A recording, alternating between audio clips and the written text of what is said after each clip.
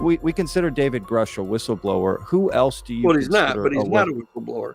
I mean, you don't think David Grush no, is a no. I mean, when a person who has a security clearance goes to the Defense Department, pre-publication review group, DOPSR, and asks them to officially clear a particular piece of information for release to the public, that person, once they're authorized by DOPSR to tell about it, is not blowing a whistle.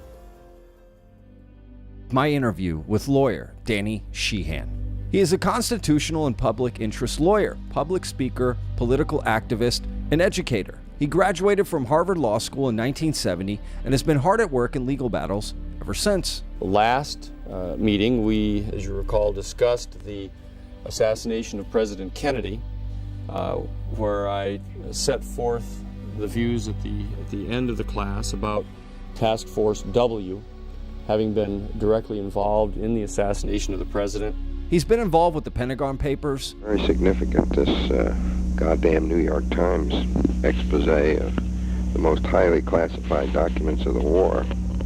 Oh, that, I see. I didn't read the story, but you mean that was leaked out of the Pentagon? Watergate. I shall resign the presidency effective at noon tomorrow. This base has been the scene of many presidential arrivals and departures over the years, never one quite like this.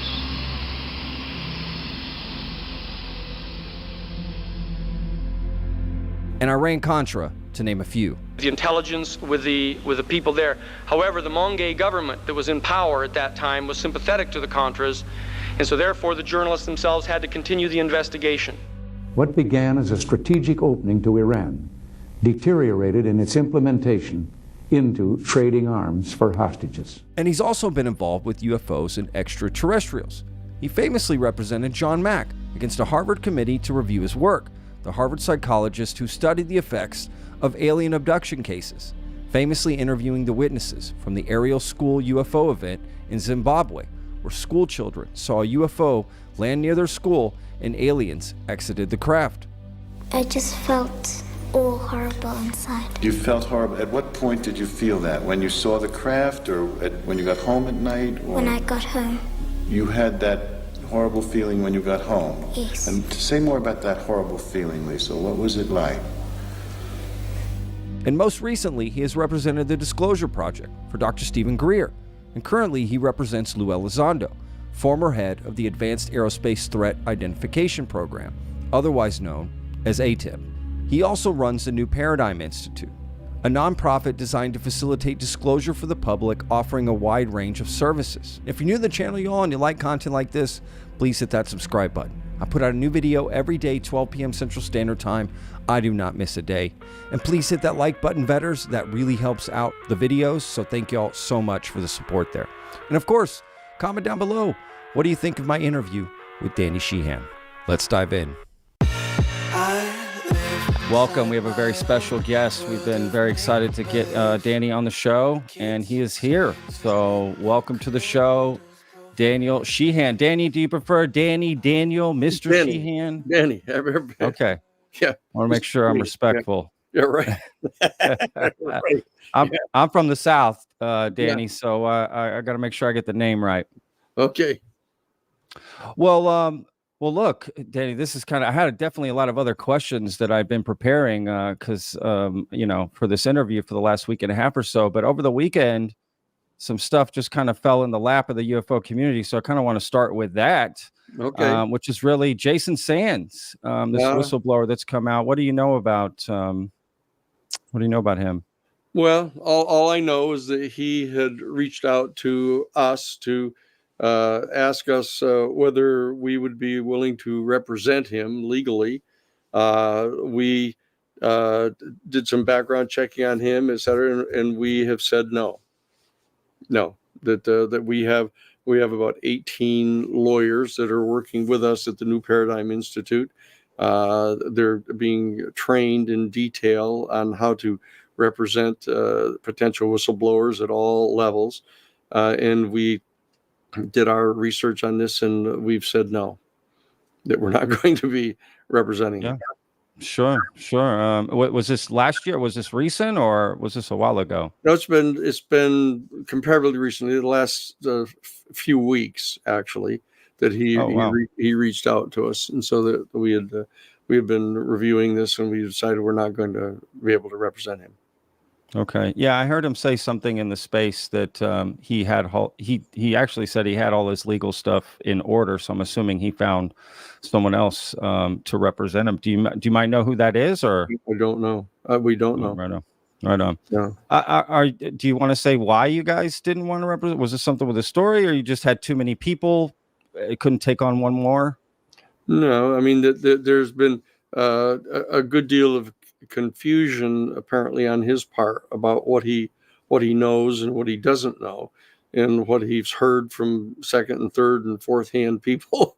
That at least people are getting the impression that he is saying that he knows it or knew it himself, and he doesn't, and that there's been some confusion on his part, and plus he's not taking any advice from anybody apparently on what he should be doing and how he should be acting.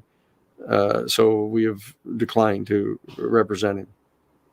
Right on. Yeah, I mean, maybe that's part of him coming out in this Twitter space. I know a lot of people have criticized him. I mean, is that something you would have suggested to a whistleblower, to come out in a Twitter space like that? Well, we don't decide things hypothetically. We Yeah. just that that we have a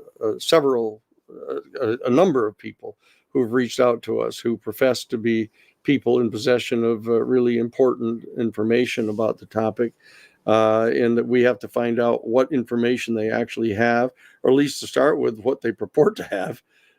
We need to find out, what kind of clearances they have, and whether we're allowed to get the information. We do not solicit them giving us any information that is classified. We've been very clear about that, and that we don't advise them to be speaking publicly about what they're talking about, or who they're talking with, because the different committees in Congress and the Aero Office and the IGs, there's all kinds of different authorities that one can speak with, and you can't just go, tossing out information all over the place. Well, you're trying to entitle yourself to certain protections, so that one has to be careful about how one goes about providing this information to the proper people. So Yeah, they have to be willing to abide by proper advice, or else we're not going to represent them.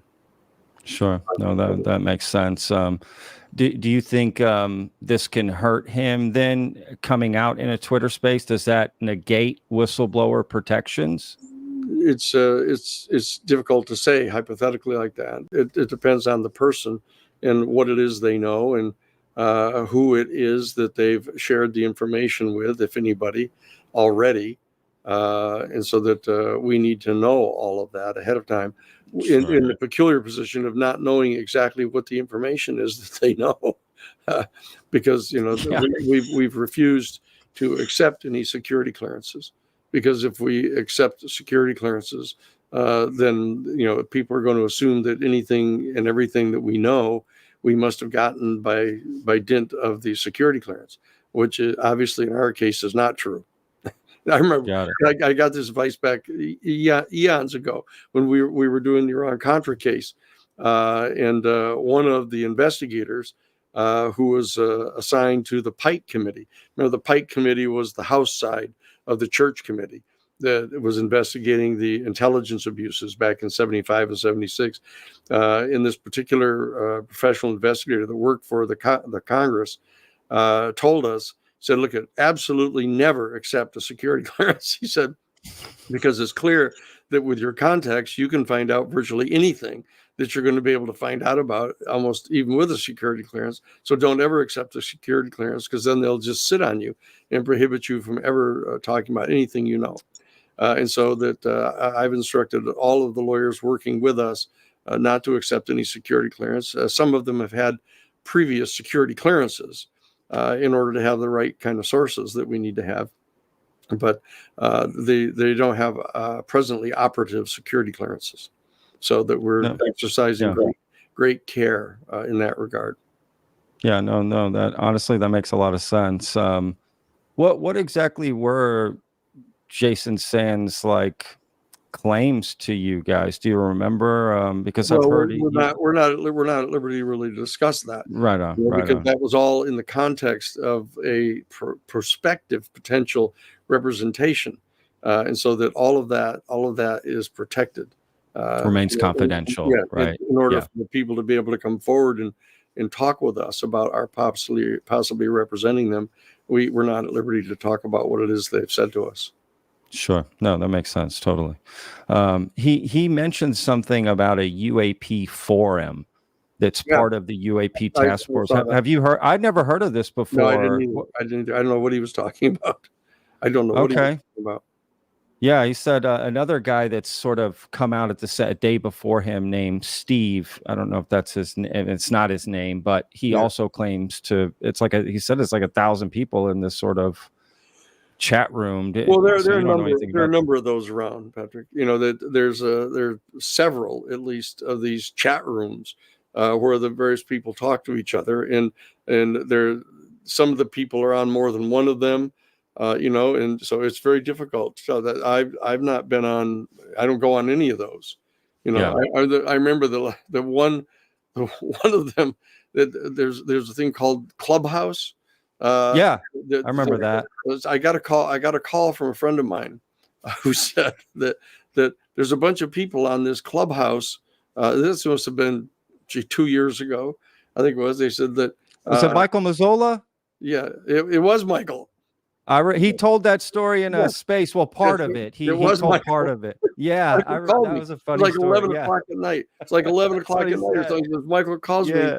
Danny, he said they're on this Clubhouse thing, and they're talking now with Eric Weinstein. Yeah, and Eric is asking people questions, and so that you ought to go on it because you've been interviewed by Weinstein.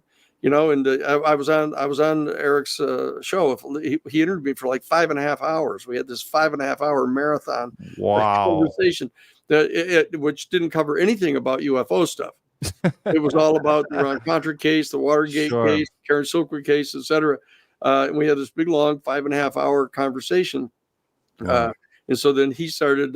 He was hosting this Clubhouse conversation, and he was talking about the UFO stuff. And so Michael called me and said, look, Danny, you better jump on it. I said, I'm not part of the Clubhouse. I don't even know what those things are. And so he said, well, here's how you sign up, and you hook up. So he hooked me up in, and then Eric said, oh, look, Danny Sheehan is just checked in here. I don't know. They had tons of people that were all talking to each other. And he said, Danny, he said, look, I don't know if you know anything about UFO stuff. Do you know anything about UFO stuff at all? So I said, by the way, yeah, I do. And so it was kind of an entertaining. But I think that's the only quote chat that I've ever been on about it, because I'm not into that. Sure, absolutely. Yeah, I mean, apparently, I don't know. It's something with people that have a certain security clearance are all talking together, and this is where Jason gave his story first, right? Supposedly. So that's interesting. Well, have you ever heard? Jason brought up there was a lot of confusion about this thing called 20 and back, and this is something I hadn't heard of before, and I had to look into it. Have you ever heard of this program, 20 and back program? I only heard it in the context of people talking with us about Jason's discussions of it, and we were saying, what is that? And then people explained it to me. Got it. What do you think of that program? Well, apparently he was, so I understand it, he was getting a lot of that information like third or fourth hand from Corey Good or something. And I said, whoops, there's trouble, right from the start. That's it. Yeah. So I said, a big flag on this one. Yeah, no, I understand. Yeah, I found it fascinating. I'm always learning, to be honest with you, Dan. I'm sort of new to this topic. I'm not even a year in as far as really diving, not surface level, seeing a show here or there. I'm kind of Right. new to it also. I'm always hearing new things every week, almost every day, to be honest. And that was one of them. This guy, Steve, again, who came out before Jason, who was supposed to back up his story, worked in the intelligence community. He talked about uncovering some program about an alien time travel program that he knew the name of it. He had spread the word of this name. Well, Have you ever heard of it? No, this? you've run into this kind of stuff already, Patrick. Welcome aboard. I mean, this is crazy stuff. I mean, that people just have this desire to kind of just like write a science fiction book live, and telling people that that's what they've experienced, and they just go on and on and on. And I think they're looking for a creative writing job in Hollywood or something, and they're sort of recruiting live. So Yeah. and then other people cite them, and then other people cite the person who cited them, and you're Right. into like the fourth or fifth level of information, and people are starting to become more and more convinced that it's true because they've heard it at least from three different people. And that's what's going on here. Well, one of the purposes of having the New Paradigm Institute is to try to vet all of that stuff. You'll appreciate that. To try to vet all of these different stories and say, let's get down to it. What is it that you actually know? What is it you've been told? Now it isn't that things that you've been told aren't helpful leads sometime to try to figure out stuff. But you got to get down to the nut of it. You got to get direct court admissible evidence. What we're applying is the Rule 11 standards of doing a preliminary review, as if you were going to be able to stand before some sort of a juridical forum and represent their arguments. And so that as attorneys, you need to be able to make an independent judgment as to whether or not you find this to be credible. And if you find it to be credible, you have to also be able to attest to the fact that you hold a good faith belief that, given access to the proper discovery mechanisms of the Federal Rules of Civil Procedure, that you'll be able to obtain court admissible evidence that'll be able to establish each of the essential elements of whatever the claim is that you're making, and that you are willing to present this person to a jury as a credible witness, and that you have obligations under the Bar Association to do that. And so that what we're doing is we're bringing that kind of precision to this rather extraordinary field, and we've done it in the past. That's what we did in the Iran-Contra case, for example. That's what we did in the Karen Silkwood case. In the Watergate case was different because in that case it was a criminal defense. Actually, at F. Lee Bailey's office, when I was there, that the office was actually representing James McCord, who was the former CIA, quotes, air quotes over former probably, but the former CIA wiretapping specialist, who was arrested in the Watergate Hotel. And the purpose there was to get him to talk. At least that was my purpose, to get him to explain, which he did to Judge Sirica. And he wrote the famous letter to Judge Sirica blowing the whistle on the plumbers, the White House plumbers, and eventually Nixon himself. And so that my objective as a public interest attorney, as a public advocate, is to try to get the information, reliable information, solid information to the people. That's the key in a democracy like this. So that we're a different, very different kind of legal organization. That the objective of all the litigations that we engage in are to get the information out to the public so that our people can make decisions about what the policies are going to be of our country, about major public policy issues.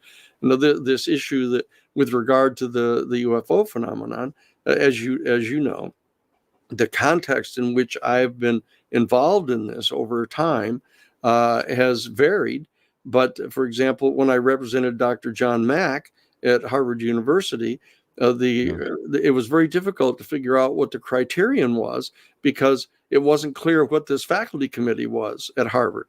It clearly was not an AAUP authorized faculty committee. The American Association of University Professors have very clear standards articulated for how you can, as a faculty, initiate any kind of a tribunal investigating a tenured professor, and it clearly wasn't that. And so that one of the first steps that I was taking on behalf of Dr. Mack was to figure out what this panel is about, and what their area of jurisdiction is, what exactly their authority is, et cetera. And so that in some of the cases that we've been involved in, what we need to understand is what is the forum that is actually going to be adjudicating any particular issue, and what are the facts that are pertinent to it, and what are the standards of admissible evidence that they're going to be applying. So what we've done is we've simply adopted the federal rules of civil procedure, and that we utilize those, and the lawyers that are working with us, that we have over 550 volunteers that have contacted our New Paradigm Institute, university professors, professional investigators, police officers, all kinds of people, lawyers, obviously, too, that have contacted us saying, look, this is extraordinary. We finally have a potential opportunity as professionals to engage in this particular subject. And for years that we've been interested about it, but we've had no particular forum in which to do anything about it because the universities won't really let you do anything about it. If you try, the lesson was not lost on most of the people in the university faculties about what John Mack had to go through. So that they haven't been able to really get to teach the courses about this, and so that we've got 30 university professors now who have contacted us saying, this is great. I would love to be able to participate with you. We can help prepare white papers about philosophy, about theology, about physics, about the social psychology. So we're organizing those people now, and there's a university professor at Ohio State University that's helping to coordinate them, and so that. And we have the lawyers. We're coordinating the lawyers, and we're coordinating different professional groups now. The investigators are particularly interesting. Most of them come from a military CID, a criminal investigation division background, but there are police officers, CID people that we're working with. So we're a lot of these people, like, are they there to help? I guess just anything that you guys need, right? So if you need to investigate a whistleblower that's approaching you, or if you need help with legislation, or you need help with, like you said, okay, yeah, right on. I didn't realize it was so multifaceted, what you were doing. There's eight different major tasks that we're involved in. And so that people fall into one or another of the areas that we need to work on. Sure.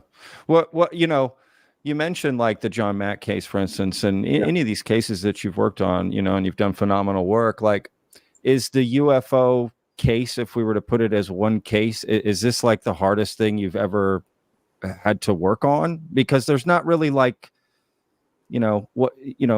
let's John Mack as an example. That there's this review board, and who they are, and but what about for this? What is the, like, who do you bring the case against? I mean, you can't just be the whole government. Well, it's important to know that, that of all lawyers, that less than 10% of lawyers are actually litigation attorneys. Sure. 90% of the lawyers don't ever go to court at all. So there's all kinds of things that they do. And most, the majority of people in the Congress, for example, are lawyers. And a lot of the people in their staff are lawyers that do staff work and research, et cetera. What they're attempting to do is to bring to a particular issue the kind of at least alleged acuity that is developed in legal training of applying specific standards of evidence. Understand that they tell the famous story that they tell at Harvard Law School about Oliver Wendell Holmes, one of their famous alumni, when he was on the Supreme Court. He was this inveterate workaholic. He was working 7 days a week all of the time, and he would never stop. And his wife, one spring afternoon, back in, I guess, the late 1890s, that she was insisting on a Sunday afternoon she was going to go get him. That was when the Supreme Court was still at the Congressional building. They didn't even have a Supreme Court building built yet. And she packed a big spring lunch, a little picnic lunch, and hooked up the buckboard and went over to the Capitol building and kind of dragged him out of his office and made him come with her. And they were riding in the buckboard out into the Virginia countryside. And his wife turned to him and said, "Oh, look, Ollie, look at all the wool has been shorn off the sheep over there." And he looked over to her and he said, "No, my dear, the most that we can say is somehow this wool has been removed somehow from at least the side of the sheep that we can see." At which point she, turned the buckboard around and brought him back and threw him out and went back and ate the lunch herself. And so that lawyers conduct themselves in a way that is irrational almost and unreasonable with this arbitrary precision that they're supposed to engage in. And theoretically, they're capable of bringing that type of clarity and acuity to virtually any subject that they're asked to assist in. But it can become obnoxious, as all the lawyer jokes tell you. What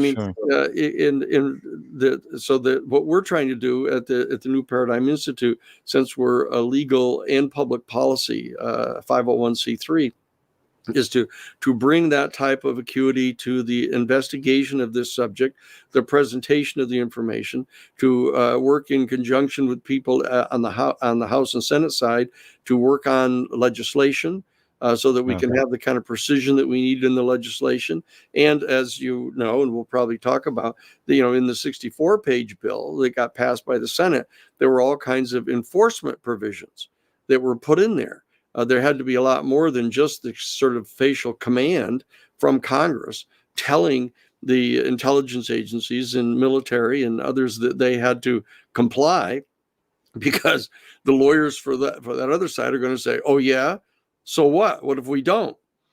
And what are you going to do about it? And if you don't do anything about it, then we don't have to do anything about it." And so that's another thing that we need to be involved in, is saying, look, if you're going to pass a statute that is going to be trying to get the intelligence community, especially, to cough up information that they don't want to cough up, you better bring your lunch. You better be ready to engage with them, and you have to put in enforcement provisions, which was done in the original bill, and that's most of which was taken out. That Michael Johnson, refused to bring the Senate bill to the floor in the House unless all of that stuff was taken out. So perfectly well what they're up to.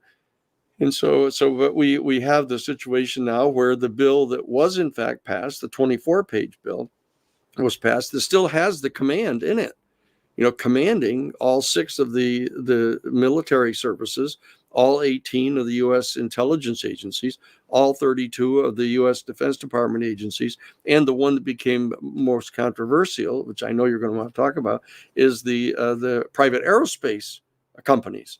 This wasn't ordering someone who found a flying saucer in their backyard.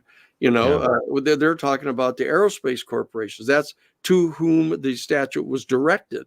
It wasn't directed to just average citizens who, find a what they call Green Lantern ring, or a flying saucer buried under their yard. That wasn't directed to any of those people. It was directed to the private aerospace corporations that, as you pointed out one time, that it's 99.9% of the time they have gotten access to any of this technology only through direct government action.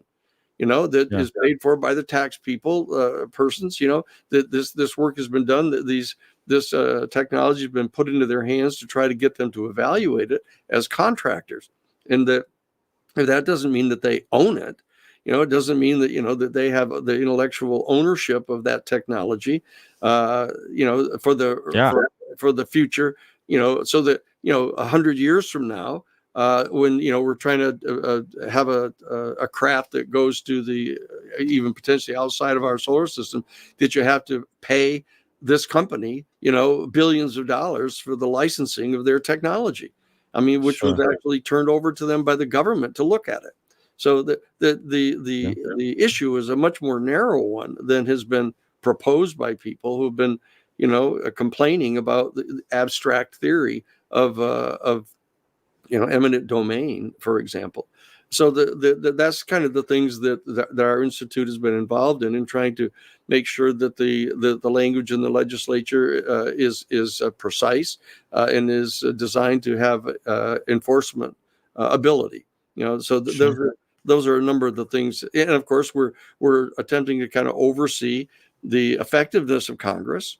In getting to the bottom of this, we're willing and able to oversee the activity of Arrow, is how efficient and how effective is it being.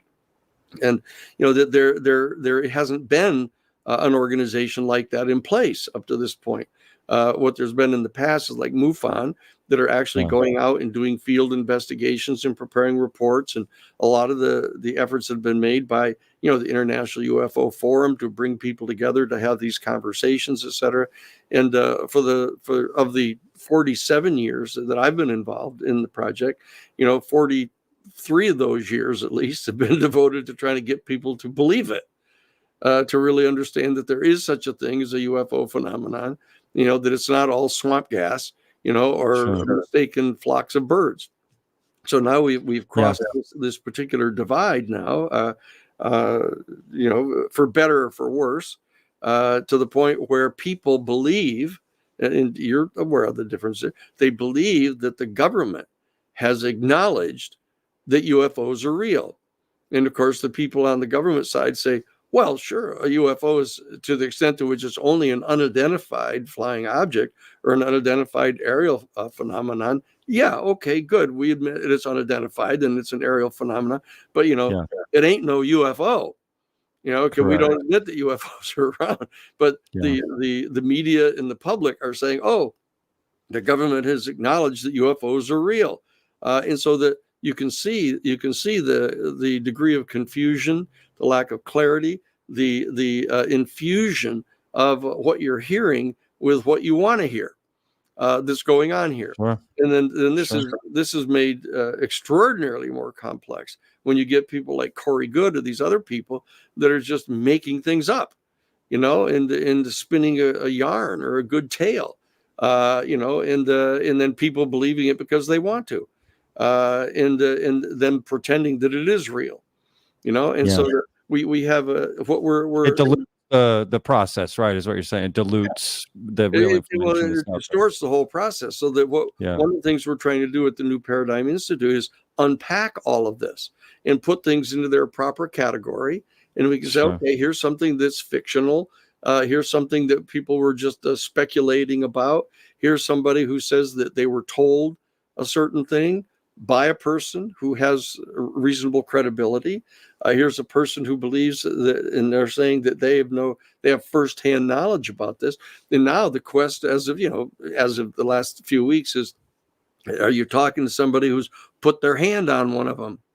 Correct. That's a because I remember with Larry, what's his name, the radio guy, that Larry King. Yeah, Larry King. Remember the moment that Larry King actually changed his attitude about all of this is when he was talking to one of the guys that was at Rendlesham Forest, who actually put his hand on one. And it makes a big impact. The instant that Larry King, I saw the show, and he said, wait a second. You're saying that you actually put your hand on this thing? And you said, yes. And then he turned to Philip Klass, who was there on the show with him. And he said, look, that's not somebody mistaking, a lighthouse light shining on the bottom of clouds. This guy has put his hand on one, and you could see the whole world changed for Larry King at that point. And from that point forward, he realized that there was actual credible witnesses as to the reality of this. But it's taken us all this time to get some of the government institutions, in this particular case, the House and Senate committees, to actually start taking this seriously.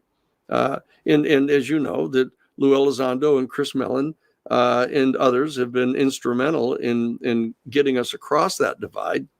But it isn't a divide that has caused the government officially to acknowledge that what the regular citizen believes to be a UFO, is some kind of an extraterrestrial spacecraft. Sure. And that's why the testimony of Colonel Grush was so important, because he actually asserted that, and more correctly, he asserted that he had been told information in a position of some authority on his part that caused him to conclude that it was true, that we were in possession of an extraterrestrial, non-human origin spacecraft and biologics, as he put it.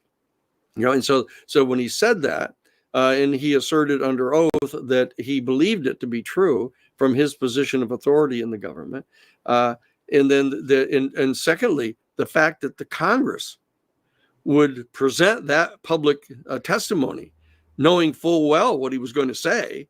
So you have the entire House Oversight Committee basically endorsing that to be told in public. And what still 99% of the people don't realize is his statements have been cleared already by the Defense Department's, a pre-publication security review. They had already cleared him to say that.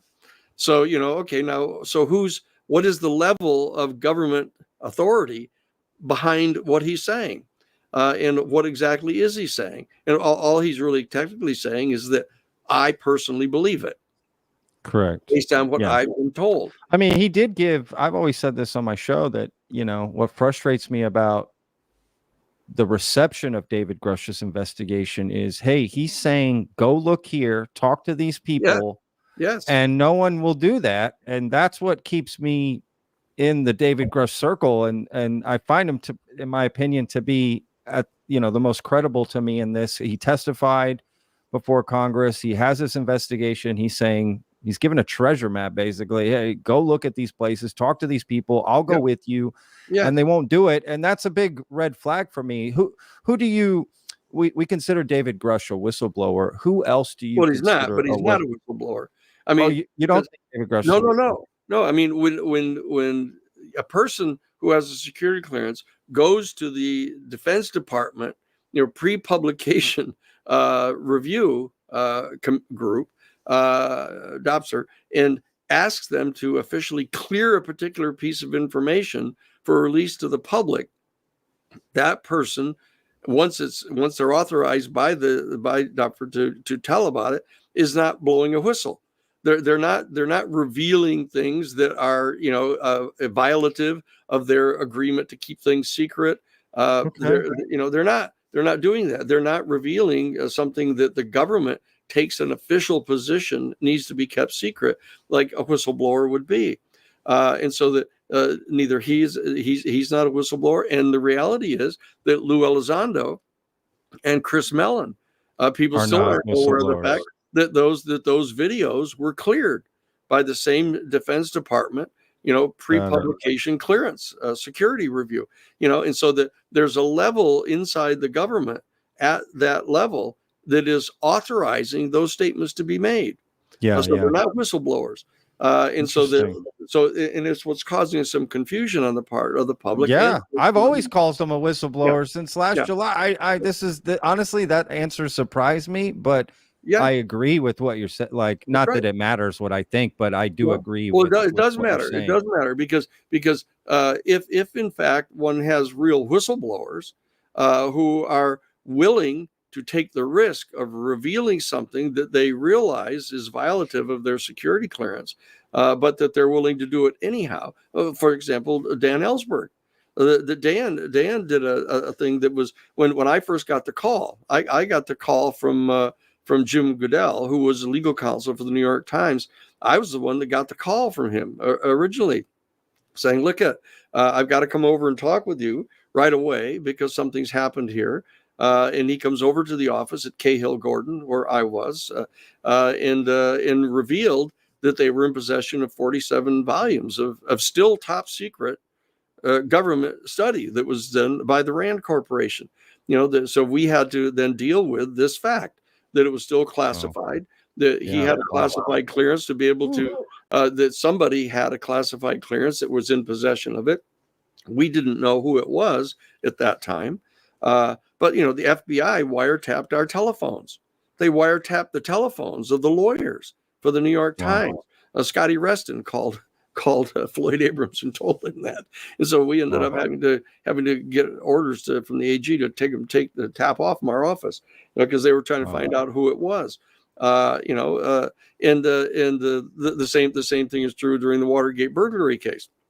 You know, that there was information in there that was classified, and that as it turns out, I didn't know it at the time, and nobody else did in the office. And it turns out F. Lee Bailey was actually on a list of lawyers for the CIA. You know, who actually they called it Index 4, and that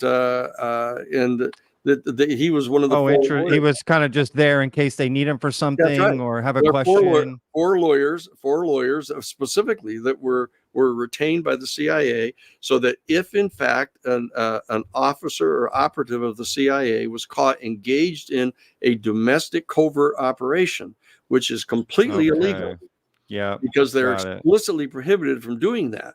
In operating on United States soil, it's totally forbidden by the National Security Act of 1947. So, but you can see when the Central Intelligence Agency itself puts on retainer 4 lawyers to be prepared for in case any of their people are caught doing it, then you know that they're doing it. That's interesting. All right, I see what you mean. So when we found out about that, you know, I mean, that's how it turns out. We also found out that Lee Bailey was the de facto attorney for Santos Trafficante. You know, and so that's how we got to interview Santos Trafficante, to ask him straight up, what are 4 of your gunmen doing in the Watergate Hotel? You know, which people still don't know about. You know, so that I've been in these situations over the past 50 years. You know what a real whistleblower is. That's essentially, right. I know the difference. Yeah. Are there any real whistleblowers right now that you would deem a real whistleblower in the UAP topic? I mean, well, no, because they haven't violated their security clearance. What they're trying to do is get protection. They're trying to either get it cleared for them to say it, or they're only telling other people who have adequate security clearances. You know, and so that's why the Senate Intelligence Committee staff and others have people on their staff who have the adequate clearances, who can be read in on this. You know, that we had the same problem all through the Iran-Contra case. Is, you know, in order to get Oliver North, for example, to confide in the people in the Senate Select Intelligence Committee about what it is he was doing, you know, and whether it was legal or whether it wasn't legal, he had to get immunity in order to do it. Sure. So I would have done the same thing. Yeah, if I'm being honest. So that we as the lawyers at the New Paradigm Institute need to understand the differences here, in the nuances that are involved, and what our job is to do is to provide the protection to the individuals so that they can in fact get the adequate clearances to reveal this. And if in fact they're dedicated to revealing it, even if they don't get the official clearance, then they become a whistleblower. And then you're going to have to drop into a completely different mode of representing them to protect them against retaliation. And at the same time, work with the Congress to try to increase the legislation that to help them better protection to them. Totally makes sense. I'm all for that. Are part of the duties that we have as lawyers at the New Paradigm Institute. I think a lot of people can support that. I myself support that.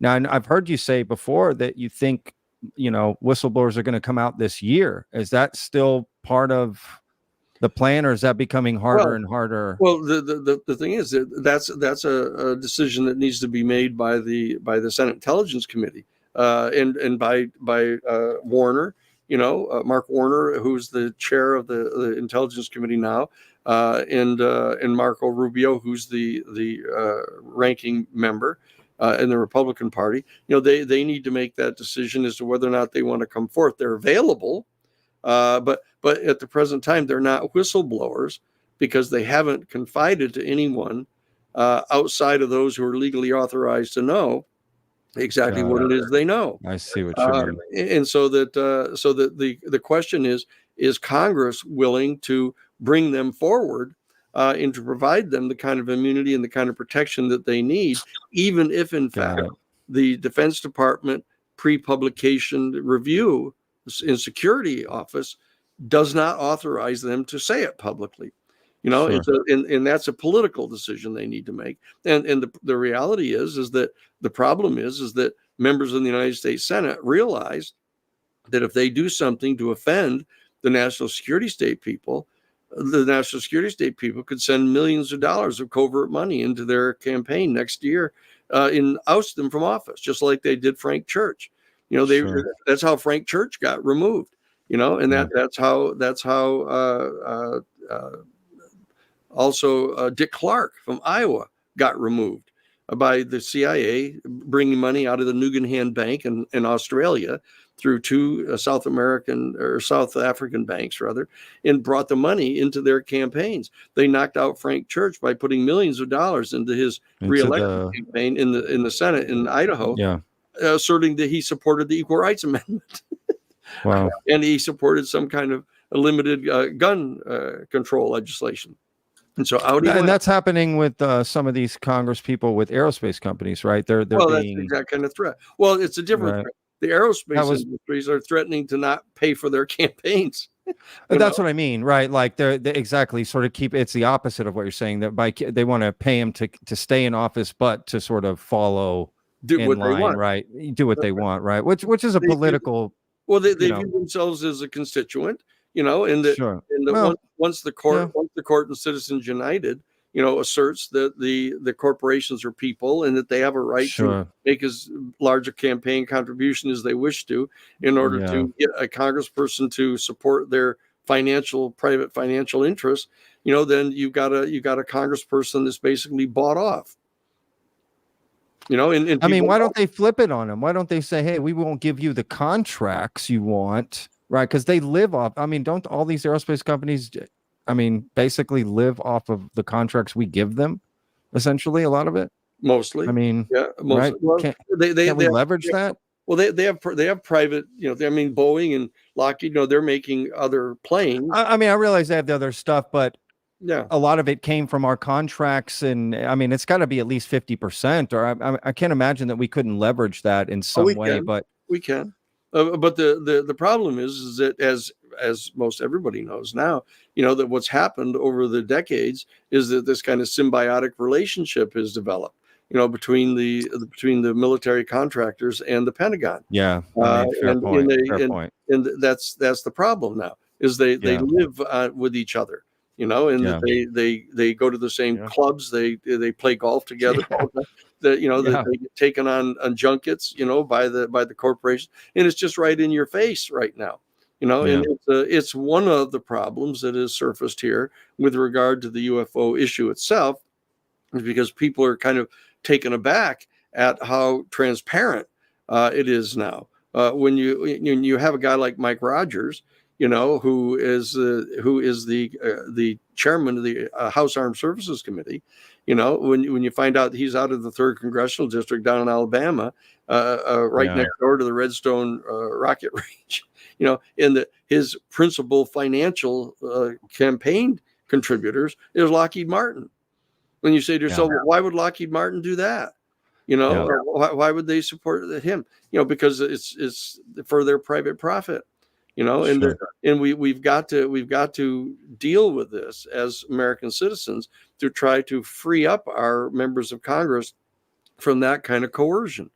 And it's even worse when the coercion is coming from the national security state people themselves, the military people, who are threatening people, and threaten you, by sending in covert money, out of Australia into your campaign to defeat you, that is a fundamentally unconstitutional activity on the part of people inside the executive branch. Yeah, absolutely. Of course. If they're going to protect the greatest secret of all time, if they're even knowing that's what they're doing. But what do you think is like we're basing all of this movement, this podcast, all this community, everything is based on the idea that we know for a fact there are X truths. What are these X truths to you? Like, meaning, for certain we have NHI and how many different species, and we have crap. Like, what do you know for certain that you're basing all of this work on? Right? Paradigm Institute. I mean, your whole life is at this point, I would say.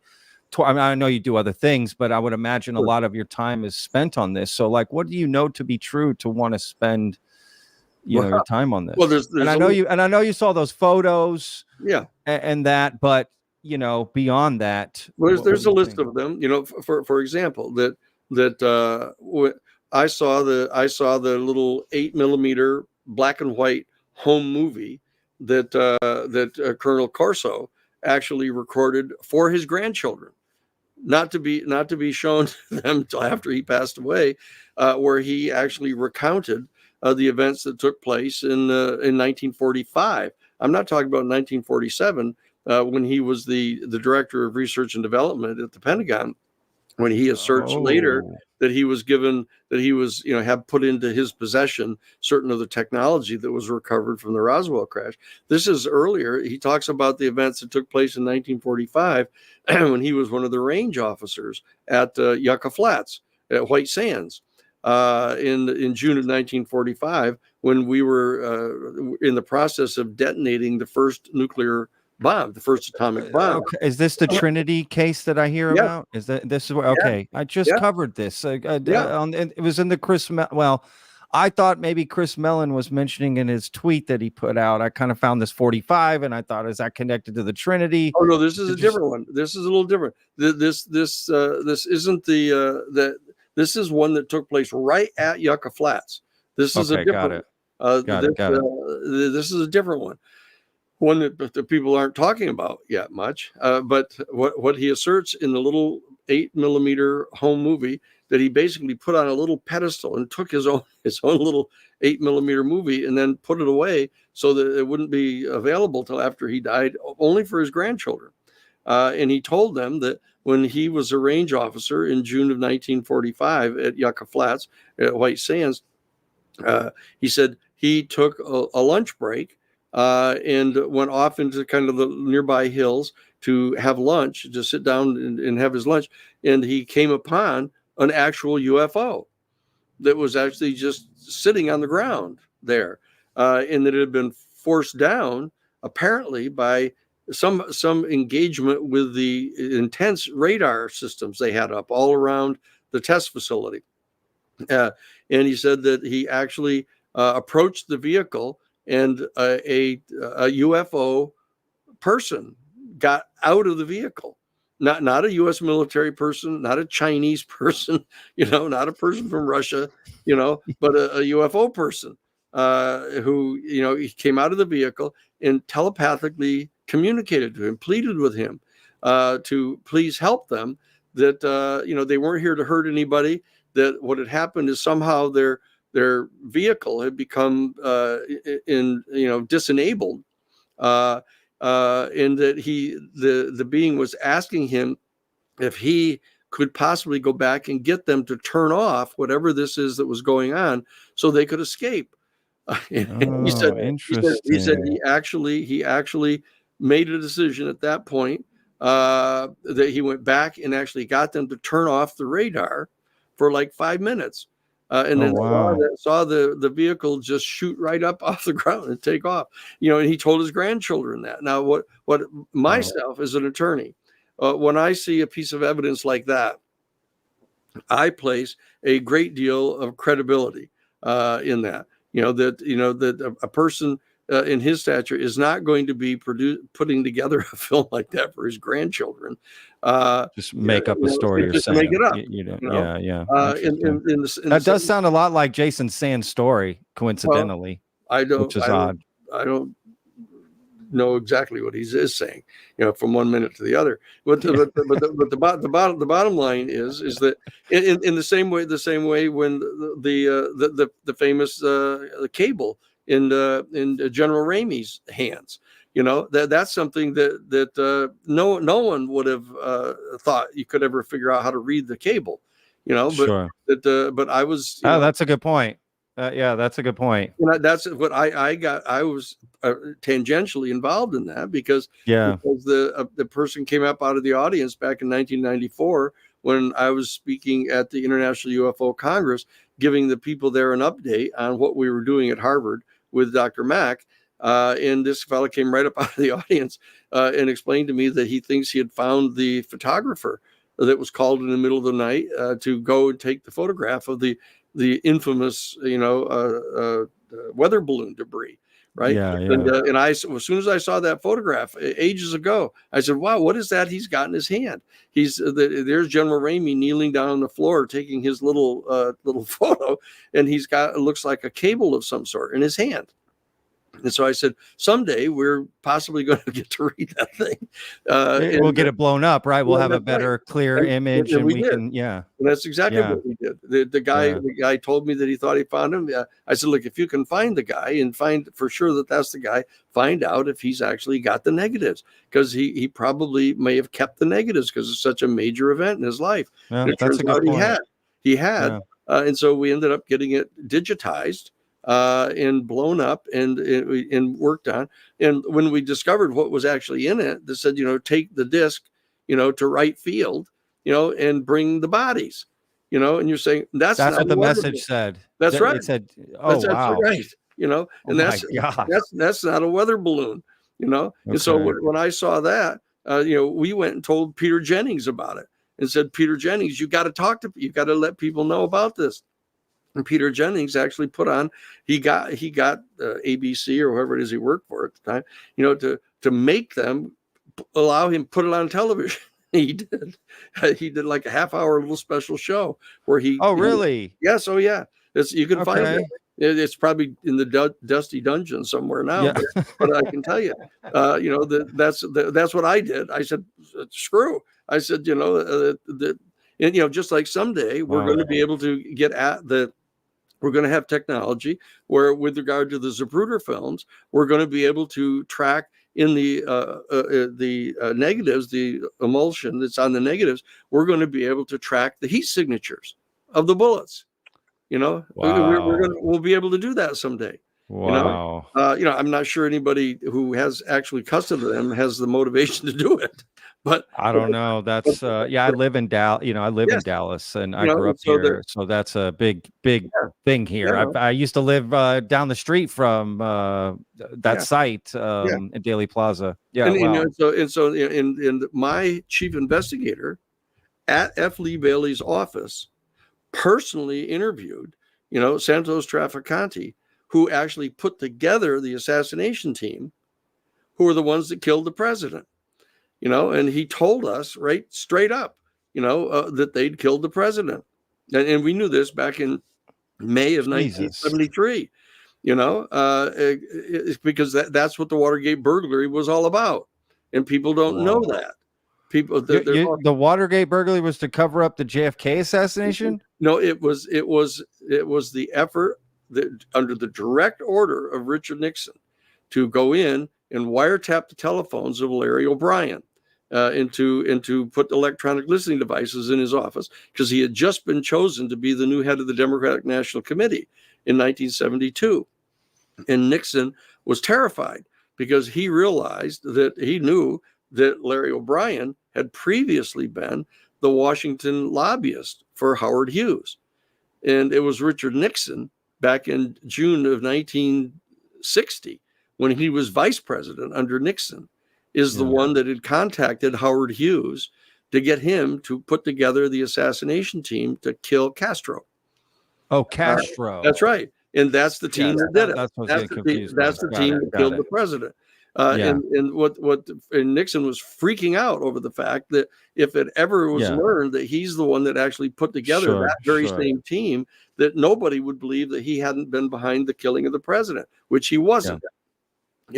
But that's why he ordered them to go into the Watergate Hotel and get those tapes and get to wiretap the phones and put the listening devices to see if Larry O'Brien was thinking about going public in Yeah. the 1972 re-election campaign for Nixon to reveal that he's the one that put together the assassination team in that case to kill Castro, because if they started tracking that and finding out about that, it's going to track all the way back to Dallas, to Dealey Plaza. And so that's what he was doing. Wow. And that's what we So found out. it's all connected in some instance. And that's what we found out about in F. Lee Bailey's office that nobody else knows about. So I've been in some of these kind of situations where we come to find out things that other people don't know about, and that we need to try to figure out how we can get that made public, appropriately. And there's a lot of that in this UFO topic, right? A lot of things that you just can't come out with publicly. Yeah, but are these things that you think would convince the general public? Oh yeah, no, I'm absolutely convinced. I'm absolutely totally convinced. No, but I mean, what you think it would also convince the general public? Yeah, and I believe that if we had a jury, if we picked a jury just almost at random, without even going through the voir dire process of kind of vetting them, but putting the average 12 people in the box and then presenting the evidence that we have, that they're going to overwhelmingly determine that in fact, there is in fact the UFOs are real, that the United States government, a deep element in our United States government, knows that they're real, that they've been engaged in activities for at least 75 years, concealing this, that they have mounted a major program to suppress the information.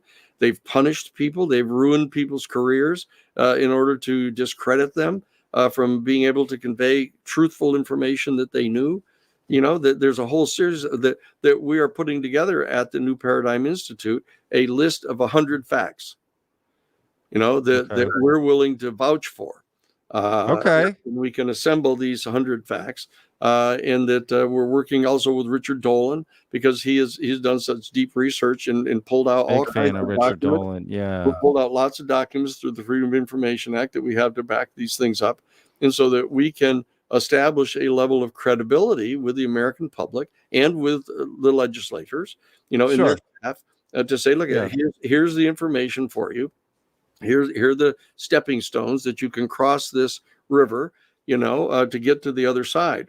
And that's one of the things that we're engaged in doing now, is preparing that list of 100 facts.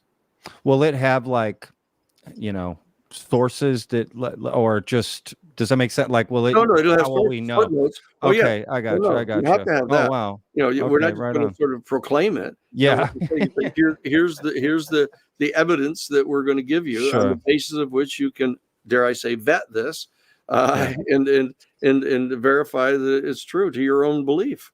Wow. Okay, that's honestly pretty exciting. If I'm being honest, what do you think is top 3 that are coming? Do you have any on the list already that are about? Yeah. Well, I know about it because I'm writing it.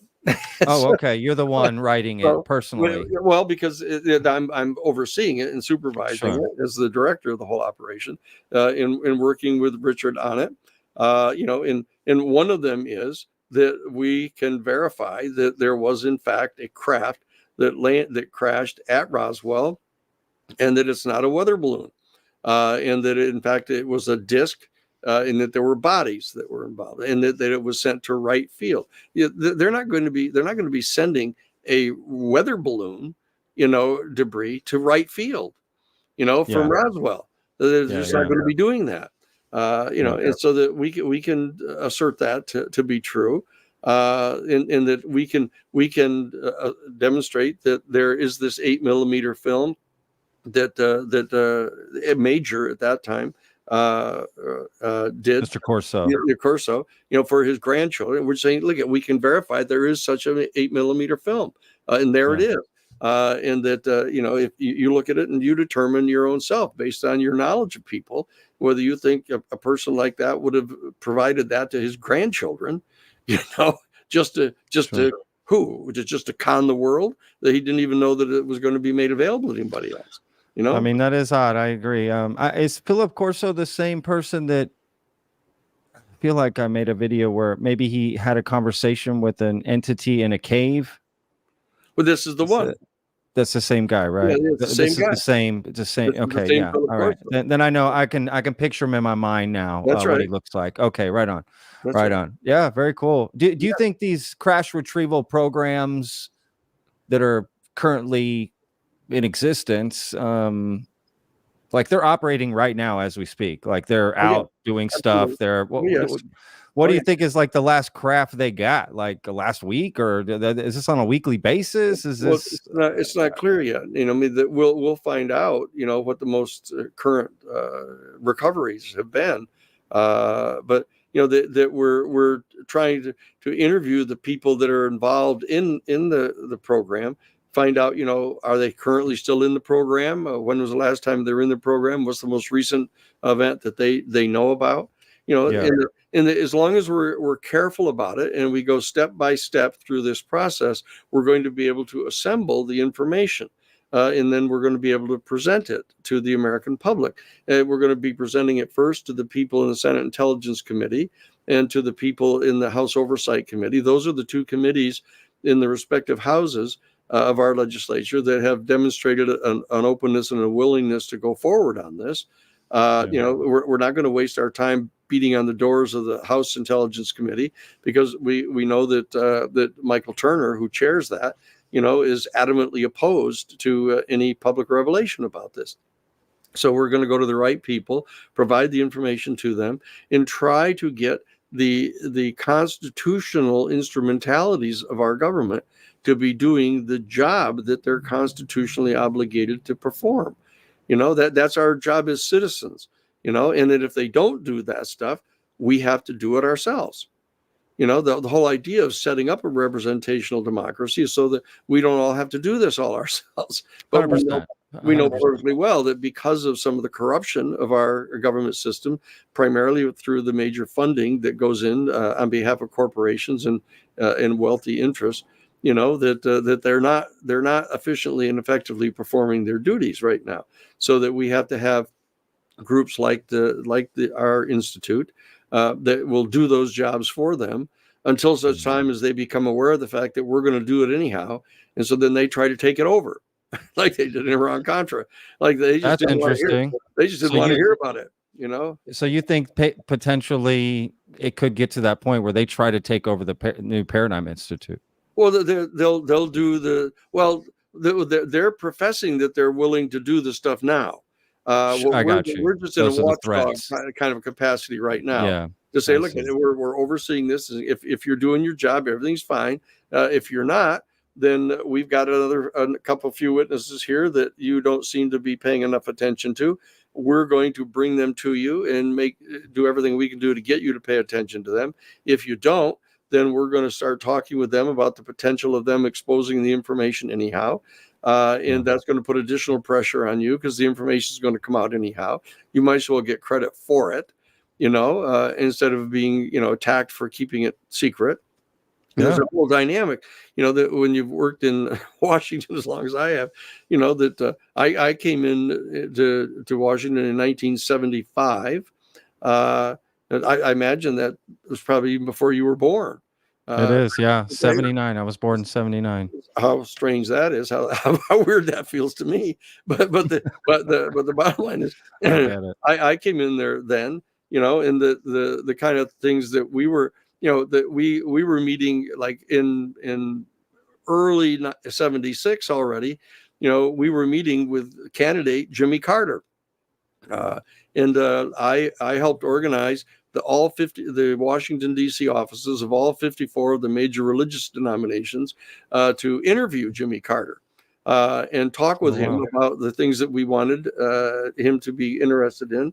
And we got him to agree in a meeting at 110 Maryland Avenue that was chaired by Stu Eisenstadt, who was his chief policy guy, that if he were elected, he would actually sign an executive order cutting off all U.S. military aid to any foreign dictator who was found to be engaged in the systematic violation of the human rights of his own citizens. And it was pursuant to that agreement that we got from him that he ended up, after being elected, cutting off the military funding for Anastasio Somoza in Nicaragua. And he also cut off the military funding from the U.S. to the Shah of Iran, both of them. Ergo, the Iran-Contra scandal that broke out, just because of that, because those two dictators had the funds cut off from them, and our operations director to the Central Intelligence Agency was working to keep both of those fascist governments in power because they viewed them as being, quote, anti-communist. And so when they fell from power because we weren't supplying the military equipment to them daily, when their citizens rose up and threw them in the street, basically, that element in the Central Intelligence Agency still kept on going, trying to oust the governments that the people put in. And so when we got Congress to actually pass a law prohibiting them from giving aid to the ousted government of Anastasio Somoza, and they just defied it. The operations director to the Central Intelligence Agency, and the fellow who was running the entire thing, people still don't realize that to this day, was not Oliver North at all. Nor was it John Poindexter, the national security advisor for. Interesting. It was Theodore Shackley. His name was, who people don't even know who he is. I've never heard that name. Theodore G. Shackley. He was the ADDO, the Associate Deputy Director for Operations of the agency under George Bush Sr. when he ran the CIA. Under Gerald Ford. And these are just things that we know from the nature of the work that we do. And that what we're saying is that we've become very familiar with the fact that our government agencies, our committees in Congress and stuff, are highly politicized. They're highly leveraged by major funding that goes to them, and they're afraid of being retaliated against by elements in the deep state. They're deep inside the national security state of our government, who will in fact retaliate against them, totally unconstitutionally, but they will do it. And the members of Congress know that. They don't want to whisper it. They don't want to talk about it above a whisper, but they know it, and they're intimidated by it. It's happening now with regard to the UFO issue, and what we're trying to do is, based on all 50 years of the experience that we have, is try to figure out how to get through that labyrinth here to get this extraordinarily important information put forward to the people, so that we can actually promulgate some set of protocols pursuant to which we can actually, it sounds preposterous, Patrick, just talking about it, to actually try to set up some protocols for how we can relate to an extraterrestrial civilization. It does sound crazy, right? What am I supposed to say? Yeah, we feel like people on some tiny island in Fiji, that all of a sudden we've discovered there's an outside world, and we've got all of our chieftains telling us that we can't talk to them. This is preposterous. No, you got an uphill battle. That's for sure. There's a lot of, I've never had my own personal experience, and I talk about it on the show, that everyone's on a different journey in this topic, right? Whether if you've never had a personal experience, what information you may know, if you have contacts or no contact, right? You're just a regular person and getting information in between, taking care of your kids and living your regular life. And it's a lot to take in sometimes, some of these stories, some of these things that get said, right? Totally. What point? So I understand that you guys have an uphill battle, because you've also got to deal with that. You're trying to convince Congress, you're trying to get legislation, you're dealing with aerospace companies, you're dealing with the pushback, you got whistleblowers, you got people that just come out like Jason Sands, who potentially are wasting people's time. Which I can start to see that element a lot more of, not wanting people like that to come forward, because it does just waste time that could be better spent doing something else. But it affirmatively distracts people and confuses 100%, and increases the lack of credibility of other witnesses. And the other fact we have is everybody trying to instigate and promulgate disputes and fights horizontally with each other. For no good reason whatsoever. It's like you live in a trailer park and people have got nothing better to do, than to argue about somebody's dog peed on your yard, and everybody, gets all up in arms about it because they got nothing better to do. Yeah. So I think that stuff is silly. So what I've tried to do is try to be friends with everyone. I try not to alienate people. Once in a while, say things that I should have thought a little bit better about, but I try to be careful about it. Obviously, Sure. You're human.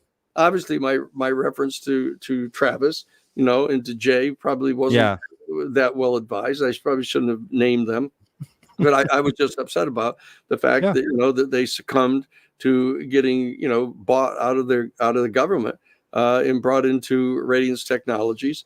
And in fact, actively participated in lobbying against the bill. And I just thought it's so contrary to their entire previous lives of being in favor of disclosure but I shouldn't have said anything to them, and I reached out to try to apologize to them. I shouldn't have mentioned them because it's just caused people to get all in a Twitter, literally, as it turns out, about all that. Sure. So I just avoid that, 99.9% of the time if I can possibly help it. And so that's an additional challenge that we all have to deal with and accommodate. But this horizontal infighting that people engage in is just something that I refuse to engage in 99% of the time. And I just have to I have to make sure that it's not even 1% of the time that I participate in any of that.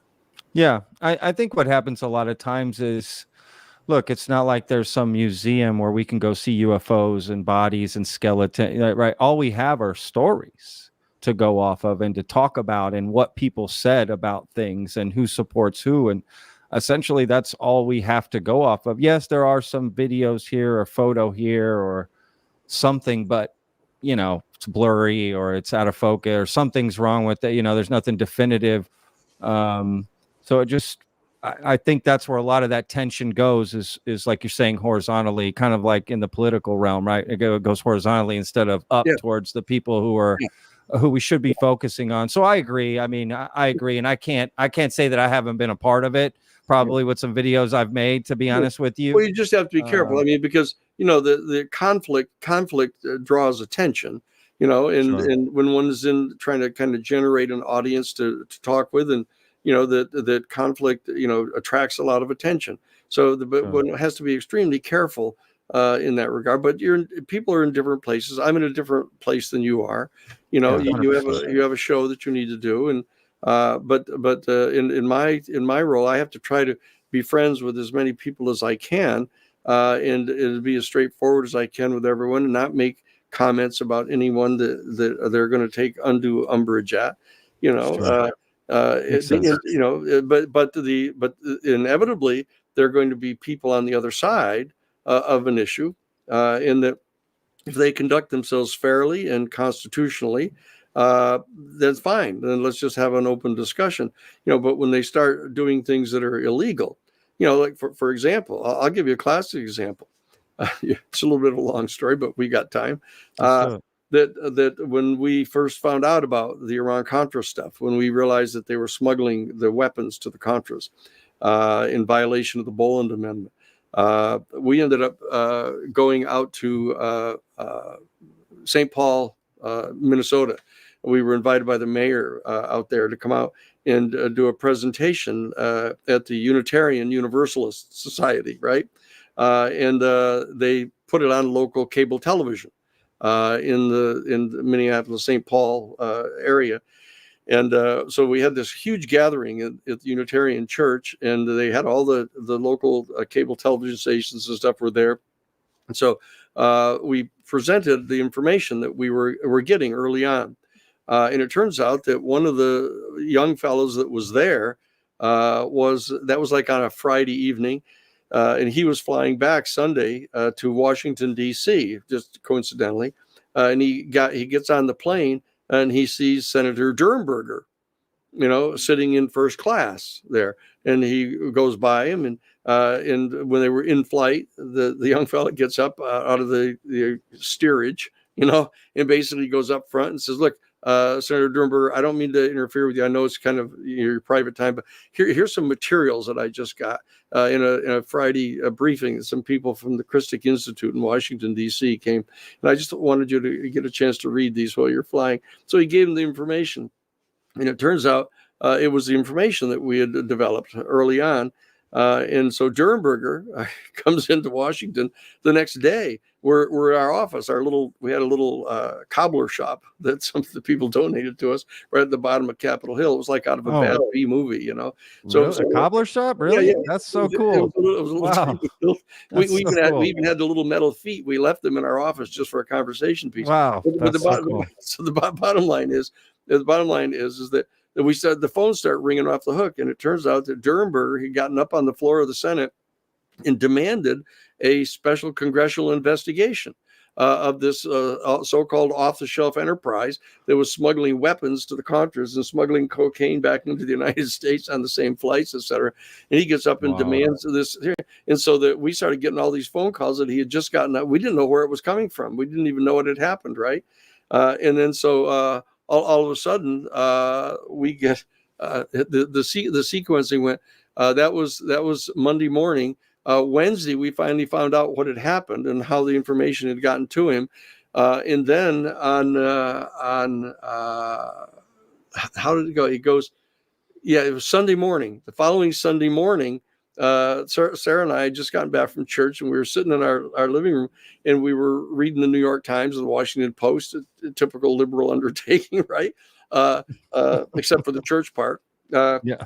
and then I get a call, and it's Jonathan Beatty from Time Magazine, right? And Jonathan is the guy that broke the BCCI story, all about the BCCI bank in Pakistan, all of that corrupt CIA bank. And so he calls me, he says, Danny, he said, look, I apologize for disturbing you on a Sunday morning, but I've got to come and see you right away. And I said, sure, come on over.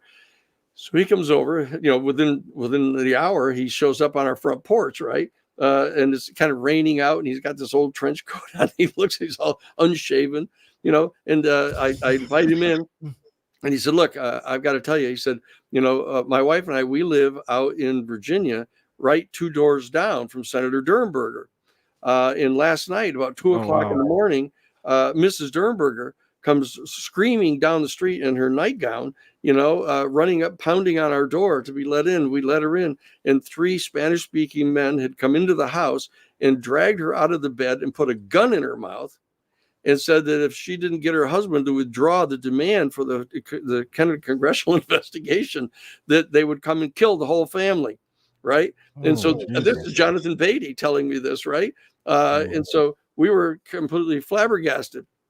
And so the next morning, on Monday morning, Durenberger gets up on the floor of the Senate and withdraws his request for the hearing, right? And says that he got contacted by what was his name? Anyway, one of the guys from inside the White House, and said that there's nothing to these accusations at all. And he said that so he was withdrawing his complaint. Wednesday morning, on the front page of the Washington Times, the old Mooney rag in Washington, D.C., is the announcement. Here's a photograph of the love bungalow of Senator Durenberger and his mistress. That he's got this love bungalow in Washington, D.C., and they have it right on the front page of the Washington Times. And then Friday, it's announced that he's checked himself in voluntarily to the Cedars, this right-wing Christian fundamentalist alcohol rehabilitation program, and his political career is over in 1 week, just like that. Wow. And that's the covert operations community. And that's those the lengths to which they're willing to go. And not only they unseat Senator Church by putting the money into his campaign. They unseated Clark. They unseated what's his head in Indiana, Birch Bayh. 3 of the United States senators. They put money into their campaigns, and it was all coordinated by Theodore Shackley, who was the director. Do you think they're going to come after like Tim Burchett, Representative Luna, right? Some of these people, Marco Rubio. No, they haven't become that dangerous yet. That it's still kind of iffy what's going on here. What lengths they're willing to go to. and the atmosphere is different now, and it's not the same exact. Oh, that's a good point. Theodore Shackley is gone from the scene. I mean, but Theodore Shackley was handpicked by George Bush Sr. to be the director of covert operations for the CIA worldwide. He had been the former CIA station chief in Saigon, running the Phoenix program that assassinated over 20,000 non-combatant civilians. This is the guy handpicked by George Bush to run the covert operations director of the CIA. Wow. You got to understand what we're really dealing with here. Sure. So, I mean, David Grush testified to some of this, right? That he himself and his family or his wife, right, have witnessed, I don't know the exact words. I don't want to put words in his mouth, but have experienced some things. That's right. Right, for coming out. And he's heard of other people. I mean, he even talked about some people dying, right? Yeah, that's right. Essentially from this. So we have to be careful, but we have to be courageous. We have to keep going forward to do this. Sure. We stay completely within the constitutional boundaries, that we abide by the laws, and that we're trying to make the democratic system work the way that we've been promised it will, and that we will succeed in doing this. We'll make this experiment work despite the natural inclinations of authoritarianism and corruption and all the things that plague our human family. But we've got this great experiment going on here, and it's fallen to our generations that are here now to carry it through. It's a particularly troublesome time, as you know, right now. There's lots of threatened violence going on, and people, becoming extremely hostile and antagonistic toward each other. But as you know, this particular issue, the disclosure of the UFO information, is probably the most bipartisan supported movement in the entire country right now. That is true. I mean, we got AOC and Tim Burchett sitting in the same meetings. 100%. Being completely couldn't agree more. And we can go into any one of the 435 congressional districts in the country and advocate this disclosure, and everybody supports us. But what we've got to do is mobilize them so that they can overcome the resistance of this tiny handful of key people who are being funded basically by the private aerospace industry, and those who are the deep devotees of the national security state, that want to keep this secret so they can develop it into a weapon. It's a very challenging time for our human family, where we have this extraordinary opportunity to open onto an entire new era in our entire human family of having a peaceful and prosperous, mutual relationship with whatever this extraterrestrial civilization is, but there are people that are devoted to their short-term personal profit, and to be clear about it, projecting U.S. military power, on our planet, that is more important to them than getting ourselves organized to step into this entire new positive future that our human family can have, because they don't view that as their job. Their job is a more narrow one, and that is actually to maintain our continued privileged access to the strategic raw materials on the planet, so that we can put them into the hands of our corporations and they can generate more jobs and generate prosperity. And so we can continue to, as the 5% of the population on the planet, continue to consume, massive percentages of the natural resources on the planet, so that we live like kings and queens. Now, we just have to be clear, Patrick, about what we're doing here. Yeah. So it's a major challenge that we have, and it's a major responsibility that I think we here in the United States have, to try to preserve this experiment, to prove that the democratic process can work, so that we can have shows like yours, and that we can talk openly about these kind of things, and not expect somebody to come kicking our door in the middle of the night. No, I'm with you. I love the conversation. This is what I'm all about. It's just talking about this stuff and having civil, respectful discussions. You bring up a lot of great points. I got to admit, and in this fight for disclosure, how do you feel that things like, personally, I have zero problem with, a book, a documentary, these things. I actually, if I'm being honest, I enjoy those aspects of the phenomenon. You know, I look forward to someone's book or someone's documentary or whatever coming out. How do you think those things help? Like, you know, you got James Fox's documentary is going to come out, you know, Lou Elizondo's book, his documentary that's coming out. How do you think those things can help? Because it's a lot different than what you're doing, or is it? Mm-hmm. Well, no, it's another aspect of what it is that we're doing. You know, that people who are in possession of information the people need to have in order to make as informed a judgment as they're willing to pay attention to do, you know, that's what we can do. Well said. And so there are different ways of trying to get the information to people. You know, I mean, you can have a big nonfiction historical book, you know, 600-page book, and put it on everybody's bookshelves, you know, and they won't read it. You know, so that even though it's good to codify that information for history, we have to find other ways by means of which we can communicate information to people. You know, I mean, you know, on a given, you know, October afternoon in our country, you know, you have like, you know, 200 football stadiums all around the country with like 100,000 people in every one of them watching a blue team and red team chase a ball up and down the field. Now, I say that from having played football all the way into college, but the bottom line is, yeah, you put a book in front of them and say, here, read this. This is all about an extraterrestrial civilization, you know, and they'll do the football game, you know, at least the guys will, you know, and so that what you have to do. You're not wrong.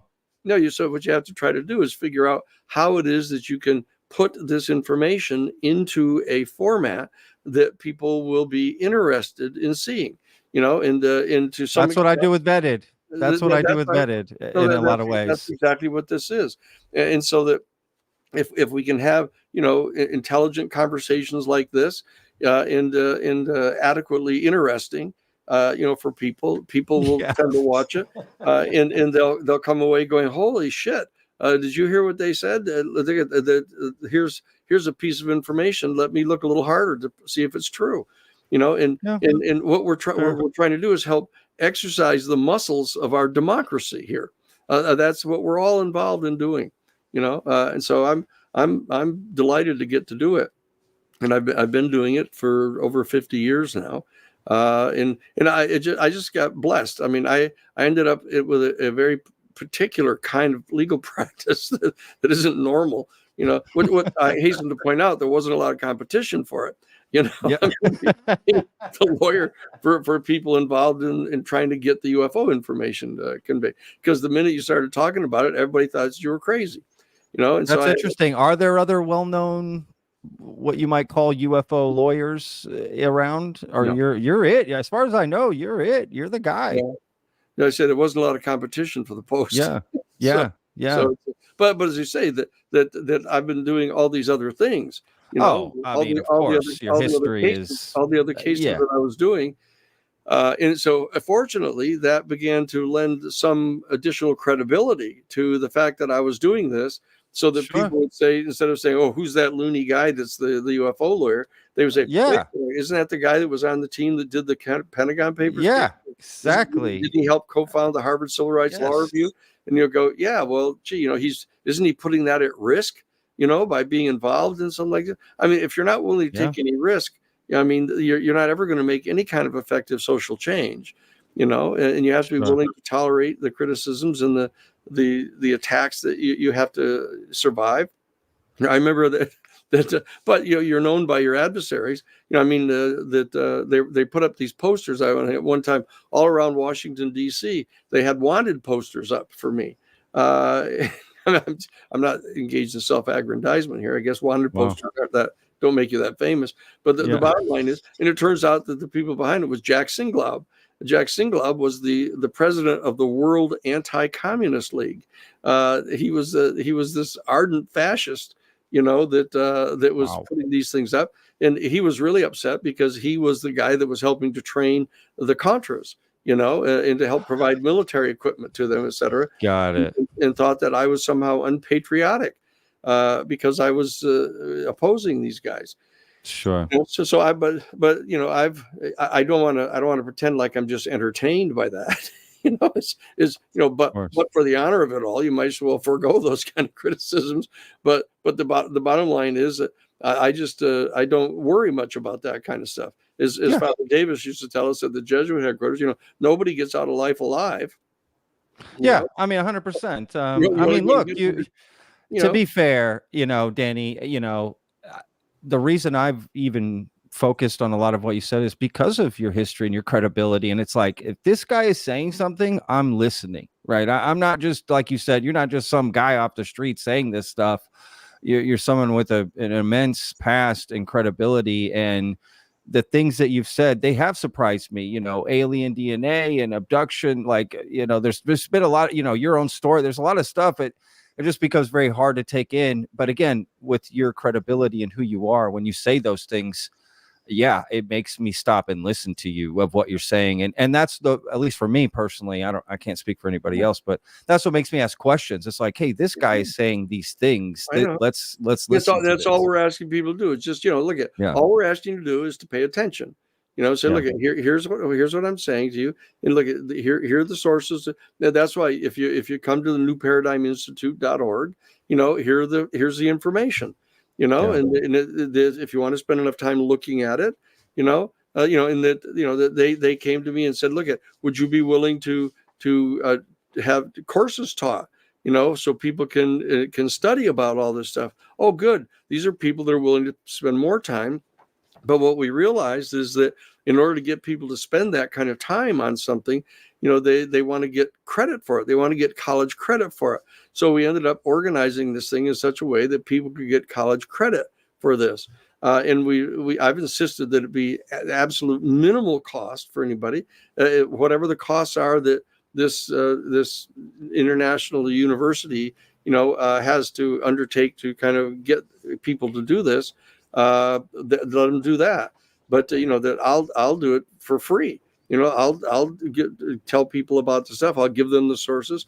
In the very first lecture that we did, which was just basically giving people a kind of an overview of some of the major historical events that have taken place in the last 80 years or so, that we have people said, well, have you got a syllabus, that you can give them, like a university syllabus? So it turns out it's 260 pages long.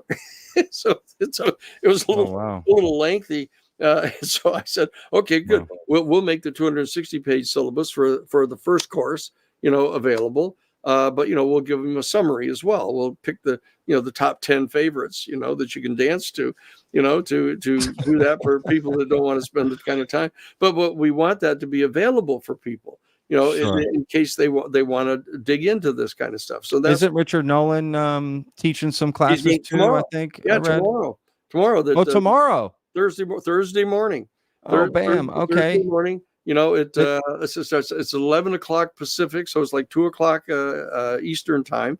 He's okay. Great. He's going to do a 90-minute lecture. Going into greater depth. But we've got the syllabus out for the course already. And then I did 8 different orientation lectures on it. In the second one, we actually covered what the major dominant understandings are about what the nature of the source of the UFOs are.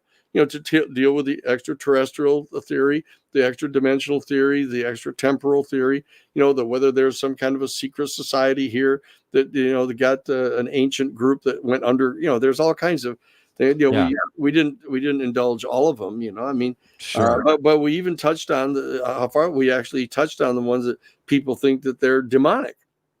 So we just have to try to, because what we want to be able to do is convey to people the fact that, look, we're trying to be comprehensive here. We're trying to show that we're willing to listen to all of the different arguments that are here, and that we'll have another whole course that goes into great detail about each one of these and what the best arguments are that are made on behalf of any one of these theories, and what the shortcomings of each of the theories are, so people can become engaged in this process. I mean, this has got to be one of the most interesting subjects in the whole history of the world. It really is. I'll be honest. I was a little skeptical when I first heard that, Danny, if I'm just being honest. I was like, wait, university, like degrees, like how are you going to even use that? But I'll be honest, you explaining it, it makes sense if I'm being like, so, I will go back on that. I think having you explain it like that makes a lot of sense. And I think people listening will understand. You're just going to gain more knowledge about this stuff to know about, because to be fair, when you get into this topic, you don't know where to start. You go to YouTube and you type UFOs and you just start going, and you don't really know what to do or where to go. So it's kind of clicking. Yeah, exactly. It's kind of clicking for me right now how that makes sense what you're doing now. That's clicking for me, because it's a place to start and get going and get you on the path. And all right, I can respect that. That makes sense. And the reality is that if all of the major experts in the world are telling you, that it's virtually certain that there's an extraterrestrial civilization somewhere, I mean, that now that we know with all the James Webb telescopes and all the others, that there's more than 100 billion star systems in our galaxy. There's more than 200 billion. There's more than 300 billion. It's more like 500 billion star systems in just our galaxy. And that virtually all of those stars have planets around them. And that in 20% of them at least have them in the Goldilocks zone. And so that they're all sort of coming forward now and saying, oh yeah, well look, sure, it's obvious. I remember the first conversation I had with Carl Sagan about this years ago, which dates me. Is that they said, yeah, well sure they're there. He said, but they just can't get here, because they're too far away, and they certainly can't go faster than the speed of light. And that was before they'd actually discovered the particle, the tachyon, in the collider that goes faster than the speed of light. And it's an actual piece of material that goes faster than the speed of light. So it isn't true that's an absolute barrier. And that the galaxy is at least 13.7 billion years old. Our star system and planet and stuff are only 4.5 to 3.5 billion years old.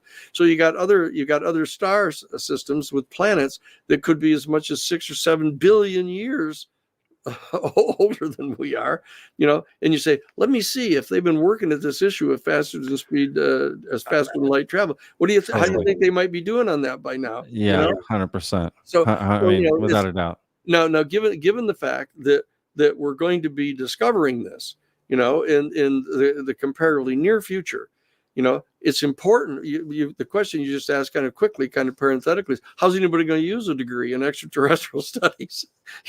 Well, you're going to have it when the time comes, when somebody's going to be asking, well, doesn't anybody know about this stuff? Who knows about this stuff? And what we're trying to do is to train a group of people that have undergraduate degrees already, so that they can get a master's degree in extraterrestrial studies. Say, here are the different arguments on behalf of these different things, and so that you're going to not only understand the history of this, but you're going to understand the basic theories of where these what the origin of these UFOs are, different species that may be coming here. You're going to understand the legal and constitutional implications of the concealment that's gone on all this time, so that when in fact the dam breaks on all this thing, we're not having people running around with guillotines, or trying to put, hangman's nooses up on the congressional steps because the people lied to you.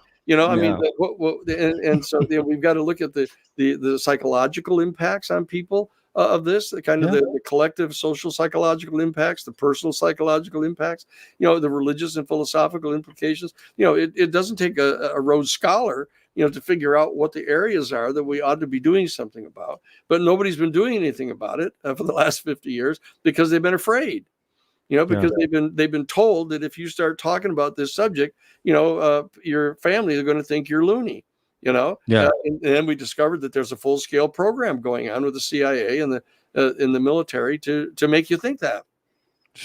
And so just the public stigma as a whole, right? But that's where it comes from. That's where it's a good point. That's a good point. There is no such thing as the public view, and as such, it all comes from somewhere.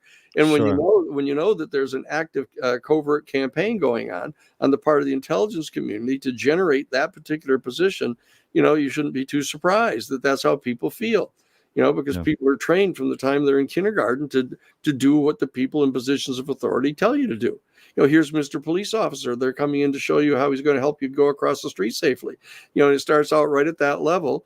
And anybody who's in a position of authority, you're supposed to take them as your source of truth, because obviously you're not going to spend your time figuring out what's true, which is supposed to be what you're supposed to be learning how to do actually at school. Yeah. but that's not what they're being trained to do. Yeah. Being trained to, become a cog in somebody's, business somewhere, working for somebody else, so what we're doing here is trying to get people at the base of the democratic process, learning to learn for yourself, learning to explore this thing. And we think that since this is probably the most interesting subject that you could possibly imagine, really. I mean, I agree. We may be biased, but I don't think so.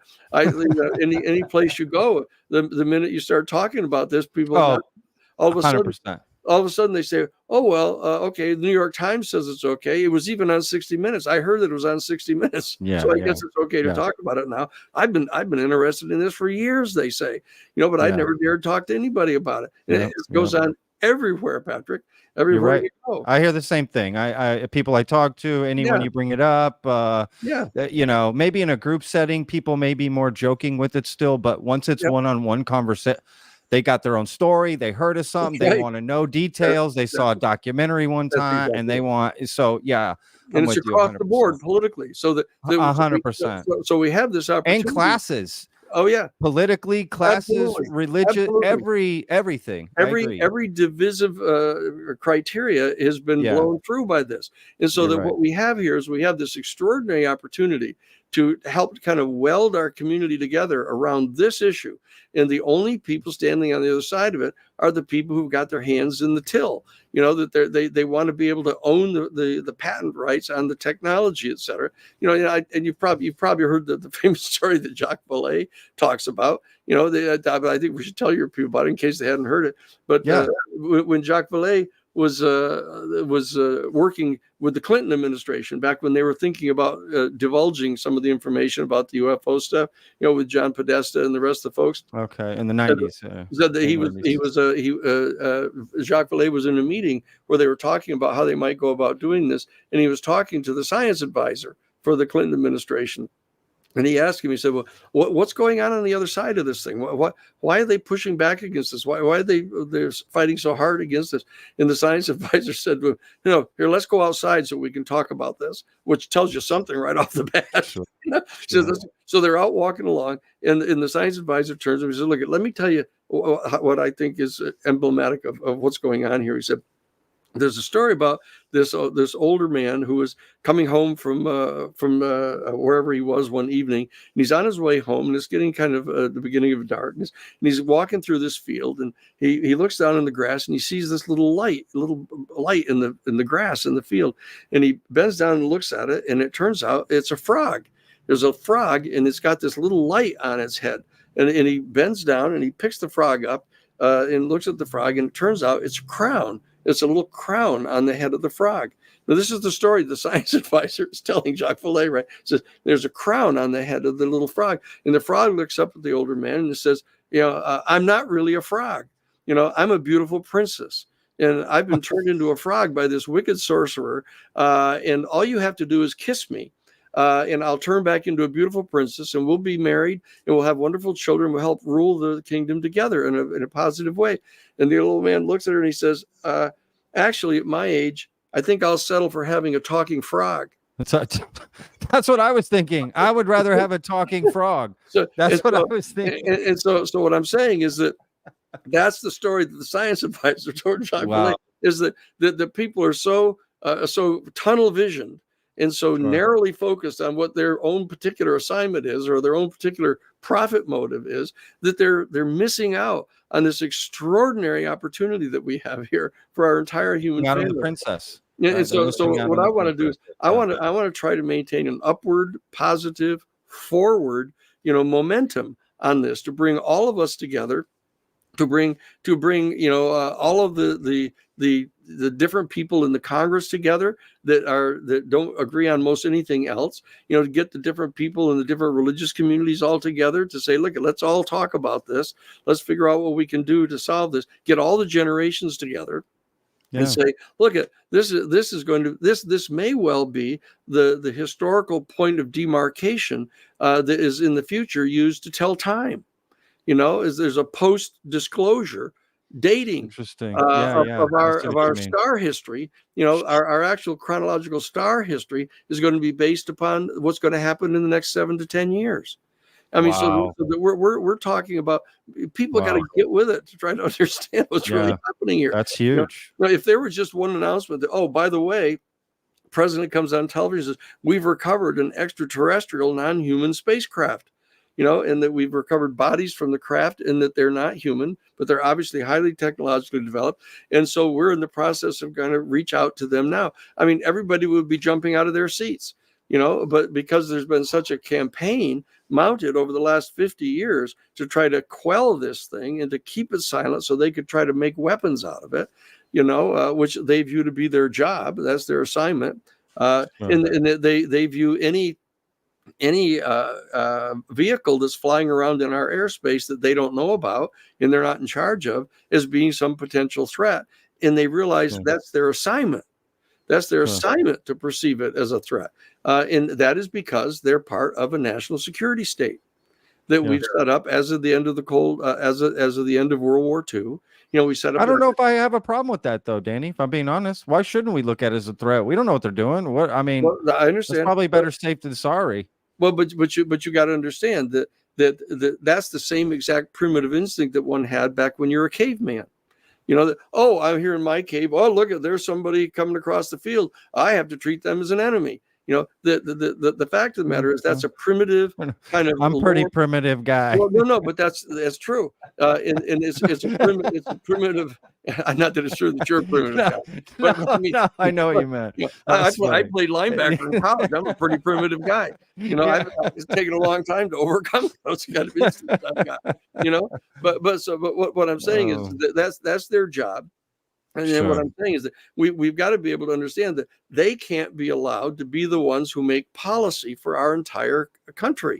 I agree with that. It's a very narrow kind of responsibility that they've got. And they're not entitled to keep it secret and say, look, we're going to be the ones that make a decision as to how we're going to interact with an entire extraterrestrial civilization. And so what we're going to do is try to figure out how we can build a weapons system to fight against them. I say, no, wait a second here. We got to get other people in on the conversation. This is a democracy, and it may well be true that there are people who aren't as educated as they should be, and they may not be able to understand things as simply as possible. But the bottom line is our job is to try to figure out how to tell the story like a Sufi tale, that is told at 3 or 4 different levels so that people can understand it at their own level of understanding, but understand that this is one of the most important moments in our entire human history, and that we have to conduct ourselves responsibly here. And we all have the obligation to do that and not get involved in little side arguments with each other or little ego contests with each other, that you might be able to afford that when you're dealing with something less important, but not this, that we've got to rise above those kind of things here and work together and all agree that we need to get more information about this out. We're not asking that we put on the front page of the New York Times how to build the intricacies of a hydrogen bomb here. We're talking about the existence of an entire extraterrestrial civilization, that surrounds us, on this little island, like we're the little island in the Fiji Islands, and we've got to come to understand that, we're not going to run and jump out of a first-story window just because we discover that we're not at the apex of all intelligent life in the entire universe. That isn't what's going to happen here. People are more sophisticated than that now. So I think this is an extraordinarily important time and interesting time, and I'm just delighted to get to be even a small part of it. No, that's awesome. Look, I'll ask my final question here, Danny, because we've gone over the time you've allotted, so I appreciate that. But first of all, I agree with what you said there. I wish there was. That's why I'm not on Twitter. I don't mess around I post my stuff on Twitter and then I bounce. I leave and I don't. Nothing. So I get it. I try to stay out of all that and just focus on my content. But the biggest question I guess I would add, just to leave on some, go out on something kind of fun, is what type of human intelligence? You talk about the different theories. What to you? What is the most likely? And is there more than one? Right? Like, do you think it's time travel? What do you think? What do you? What do you think it is? Look, Patrick, based on the kind of investigations that I've done over the last 50 years, what I've discovered over and over and over again is that what's happening is that more than one thing is going on at the same time. And everybody who their whole access to complex issues is watching movies, is that, there's some simple drama that goes on and you just need to find out what the answer is. But the bottom line is, there's more like automobile accidents that happen. You come to an intersection and one particular person is trying to run the red light, before it turns red, and the other one's trying to, beat the green light. And another one is, drops something on the floor and they're kind of coasting into the intersection, and they come together and crash. And you find out that there are these different phenomena going on, and people are conflating them, and it's making it confusing. So one of the things we're trying to do here at the New Paradigm Institute is unpack these different things. I think the kind of stuff that's going on at Skinwalker Ranch, it appears to be a phenomenon. And I got called, we got called by Bigelow, right when it happened. The very first one of these instances that happened, Bigelow called John Mack. This was like 1994 or so. Yeah. He called John Mack and said, look, he wanted John to come right out immediately to meet with Bigelow and bring your lawyer. He said, bring the lawyer, the kid you got representing you there at Harvard. Oh, wow. And bring him with you. So we fly out and we get to meet with Bigelow, and by the time we got there, he decided he didn't want to do anything about it. That they had this group of people. These guys flew in and beat up their scientists. I don't know if you probably heard the whole story. Colin was there, so Colin Kelleher was there with him. So we come in, and we go into it was like one of these converted, whatever that. I don't know, was it Motel 9s or Motel 6s or whatever it is? Oh, yeah. Motel 6. Yeah. Anyway, we go in there, and here he is at the office. And we said, okay, look, you've asked us to come out here to meet you. What do you want? He said, no, I'm not going to do anything. I've decided I'm not going to do anything. Don't worry. I'm sorry for bringing you all the way out here. And then Colin Kelleher kind of calls me over. He says, come here. And so he takes me into the little side room and he explains what had happened. That in fact, one of their people on the site had been out in this meadow, in this like aperture just opens like this. And he can see into it, and he can see that it's like a different place there. He can't figure out what's going on. Like a portal of some sort. Yeah, that's right. It's kind of almost like this sphincter just kind of opens like that. And he can look in, and he sees this being a big, tall, taller than he was, taller than 6 feet tall, and it's kind of hairy and looking like a weird Yeti character. And then they both were completely shocked. They both saw each other and they were stunned like this. And then all of a sudden it just closes back up again. Oh, the guy freaks out, not unexpectedly. And he calls Bigelow, and Bigelow sends in a whole team of people to kind of go over to where the site was. And they come in with all this equipment and measuring devices and cameras and all that stuff. And they're heading out to the site where it happened. And all of a sudden, this helicopter flies in. And these like 6 guys get out that are all in all black uniforms. They're American guys. They're clearly military guys, but they're not in any kind of official uniform. It's all black, jumpsuits. They jump out and they tell them they've got to get the hell out of there. And the guy said, no, that we're here. This is, Mr. Bigelow owns the area, and that we're here to kind of look at. They said, no, you got to get out of here. And they ordered them out of there. And the scientists were kind of pushing back. And these guys start beating them up. They break their equipment, they stomp on their cameras, and they start punching out these little weak scientists, right? So the scientists were freaked out, and they run away, and they run back, and they go back to the little bungalow house there that was on the site. And they're there all night, and all night long. So there was this horrible thing was happening. Like they felt like they were getting bombarded all night long with some kind of a high frequency thing that was happening to them. And none of them could sleep, and they were terrified all night long. And they run away, and they call Bigelow. And Bigelow calls John Mack and says, look, something terribly weird is happening out here. You got that whole project for extraordinary experience research you're doing. Come on out here and bring your lawyer.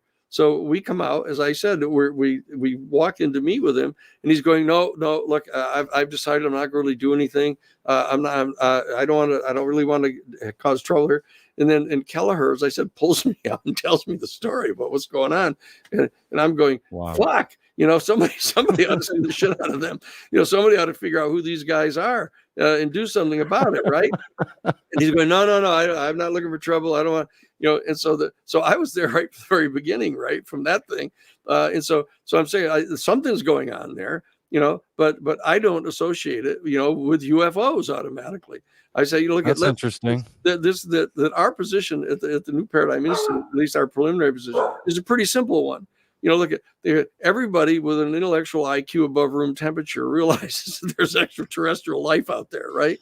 I agree. And most of the people realize that they've got billions of years, some of them more time, to look into the issue of superluminal travel. And it's quite clear that they're coming here. Okay, so we got that phenomenon going on. Okay, so now whatever else is going on, ghosts, people may be seeing ghosts in haunted houses. They may be running into leprechauns over in Ireland. They may find trolls under the bridge somewhere. But that's not what we're talking about right away. What we're talking about is the UFO phenomenon. Yeah. And they can try to expand it into UAPs and then pretend instead of it's unidentified aerial phenomenon, it's unidentified anomalous phenomenon, and they can try to expand it out into examining toadstools, whatever it is they want to do. But the bottom line is we're talking about UFOs here, and we're talking about an extraterrestrial civilization that we're going to have to come to grips with. And try to get to accommodate and learn how to integrate this into our worldview. So that's what I'm involved in. And so what I've discovered is that people are conflating all kinds of different things. People are conflating apparitions of Mary, with leprechauns and ghosts and and all this stuff. And what I'm saying, look, let's just calm down here.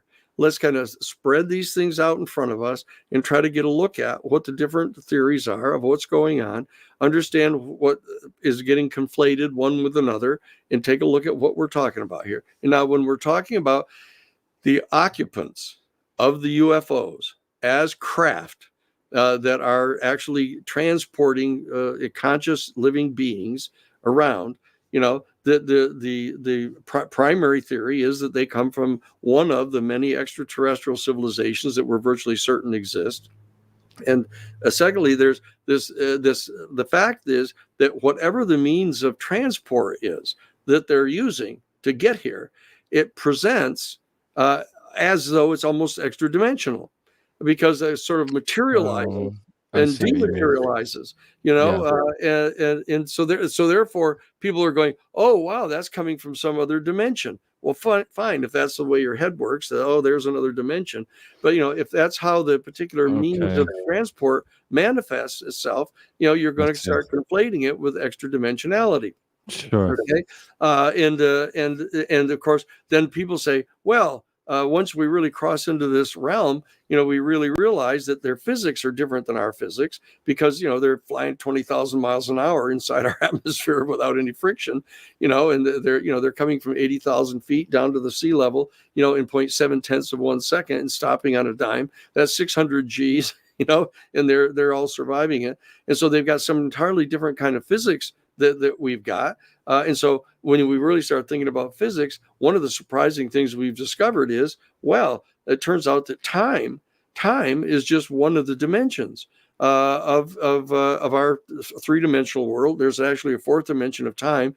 And so what about time travel? That's really interesting. We've thought about that a lot. Maybe these are coming from some other place, from some other time, and then the fact that they look so much like us. I like that theory a lot, actually. The future humans. Yeah, I mean, this is one of the conversations I had with Peter Skavich, over the people at Sol. I said, this issue of perfectly well that sometime, if we don't completely destroy ourselves on the planet, which unfortunately is getting to be a pretty high probability now, if we don't destroy ourselves, there's going to come a point in time when we're going to actually be able to figure out something that has to do with time. And if it's in fact just another dimension, we may be able to get outside of it and move around a bit with it. And so that this is a viable theory that we have to examine. So we've got it on the table to look at, and then they've got this other one, which I find a little less credible, is that, maybe some ancient civilization like Atlantis or something survived, and, they've gone underground and they've spent, the last, 1,000 years keeping themselves secret. I don't know why they'd want to stay under the ground for 1,000 years if they can come out. I know, right? Yeah, the ultra terrestrial. Yeah. Why? It's beautiful up here. Yeah, come on up. Yeah, I was going to say, unless they're into dirt, Yeah. So what I'm saying is, I don't want to disparage that, because some people are proselytizing on behalf of it. So I'm saying, good. Sure. Look, the New Paradigm Institute is going to look at all of these things. We've laid them out. We got a whole course that's going to be taught on all of these different theories, so that we can weigh the positives and negatives of each one of them. So we're doing that. So, but what my own personal feeling is that, look, let's just start with Occam's razor, to kind of the simplest explanation of this, which isn't that these are ours. Even though you might think that's the easiest thing to think of.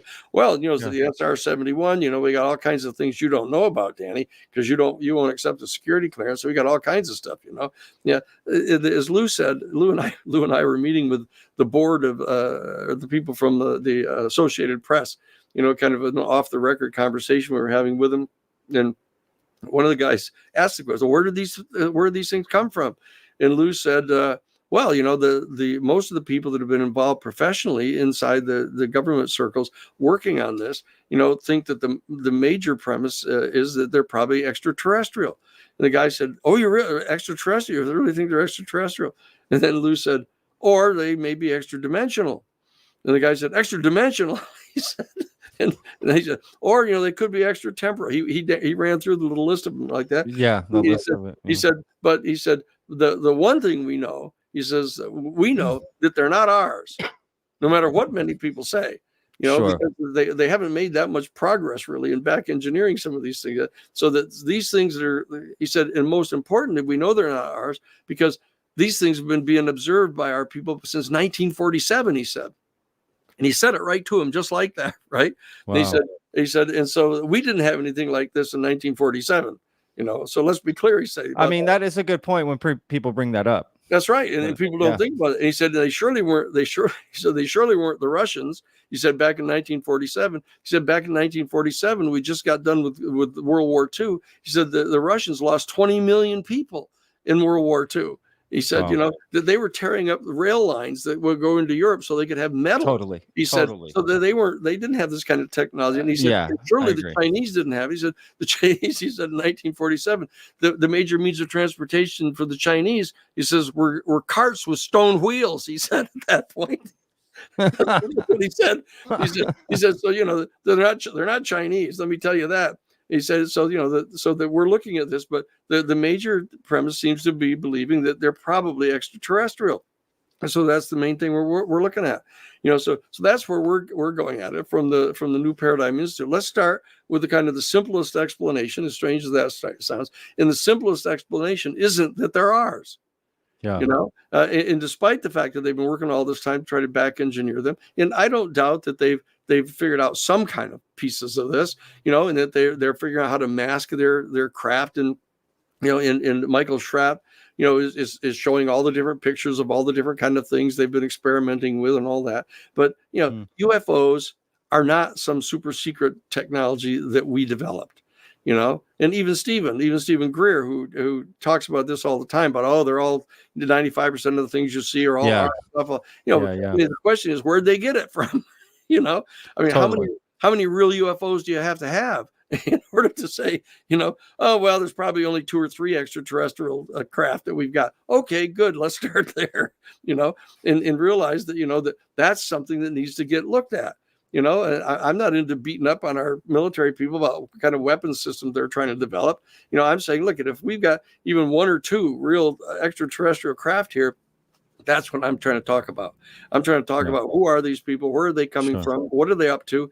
What is our relationship with them? What can we do now in the generations that are alive right now in this 7 to 10 year period to figure out how to develop the kind of protocols that we need to have to live peacefully with these people and not submit ourselves to being kind of just losing all of our sovereignty, losing all of our individual liberties, etc., because they happen to know more than we know.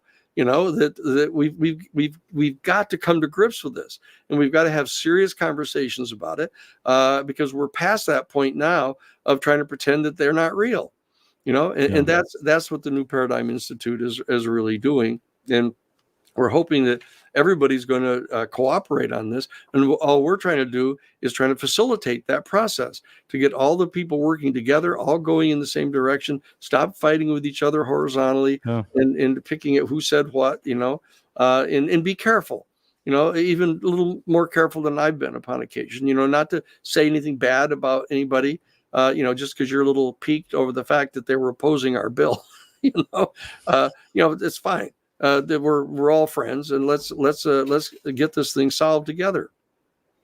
Yeah, I mean, well said, Danny. I can't say that I disagree with any of that, right? Like, I agree with all that. I'm totally on board for everybody coming together to figure out what's going on and working together instead of fighting against each other. Yeah, I think that's a message a lot of people can get behind, and a lot of sensible people can get behind that message, right? So, yeah. Listen, Danny, this has been absolutely amazing. I've waited a long time to have this conversation with you, and it went amazing. I really appreciate you taking the time and us just having a great conversation about this, a nice civil discussion. I think people are going to be happy and surprised that we did this. I haven't told anybody. I'm just going to drop it on the veteran community tomorrow, and they're going to be surprised and happy that you came on. And I'm happy to be here, Patrick. Anytime you just give me a holler. Okay. That's awesome. Thank you so much, Danny. I really appreciate it. For the rest of your week, I hope you get some chance, don't forget to take care of yourself too, Danny. Yeah, we'll do it.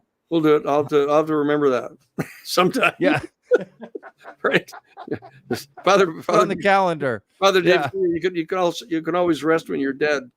You know? That's you only got 100 years here. You got to make the most of it. Yeah.